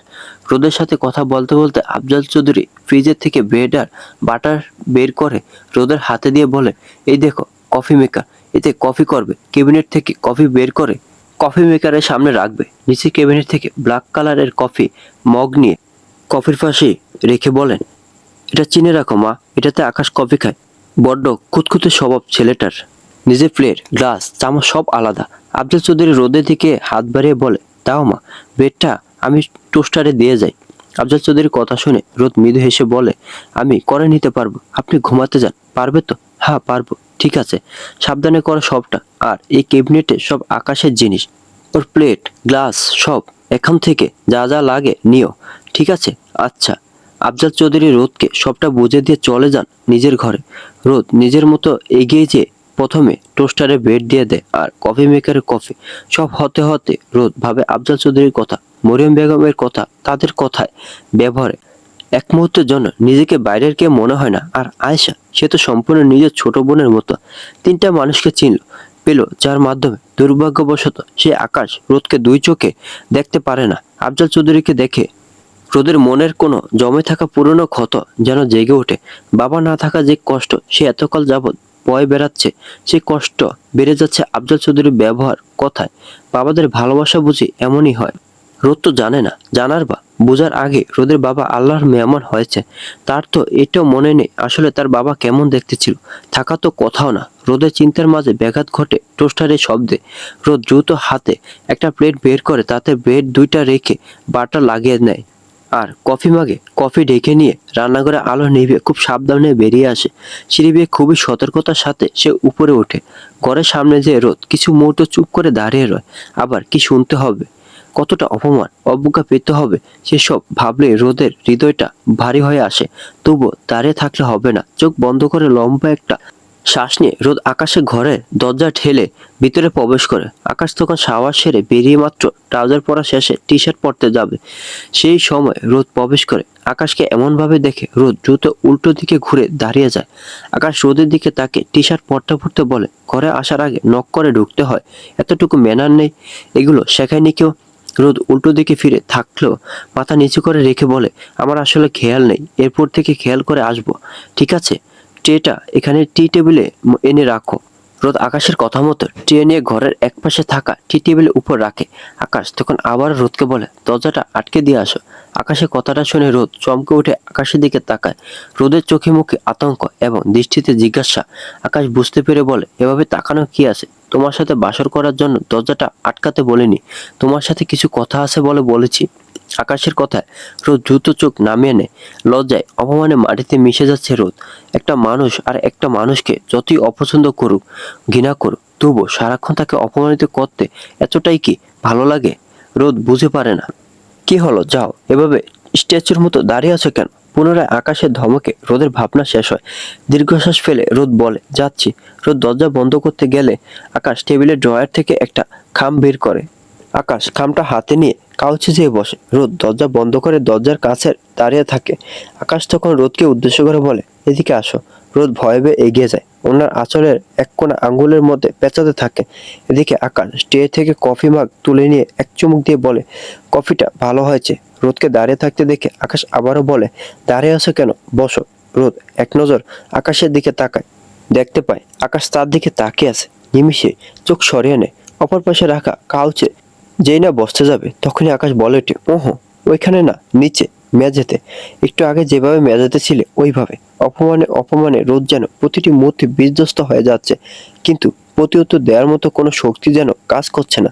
আকাশের কথা মতো রোদ গুটিসুটি করে মেঝেতে বসে। আকাশ এক হাতে বাটার টোস্ট খেতে থাকে আর অপর হাতে থাকা কাগজে চোখ বোলাতে বোলাতে রোদকে বলে, তোমাকে আমি একদম প্রথমে কি বলেছিলাম মনে আছে?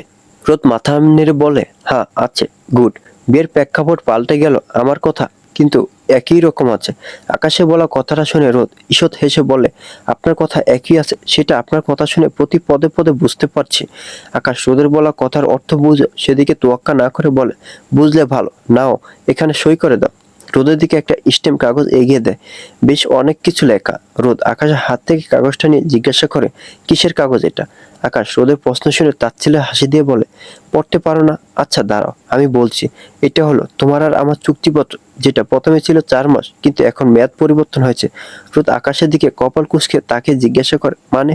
আকাশ কবিতে চুমুক দিয়ে বলল, মানে হলো আগে মেয়াদটা ফিক্সড ছিল, এখন ফিক্সড না।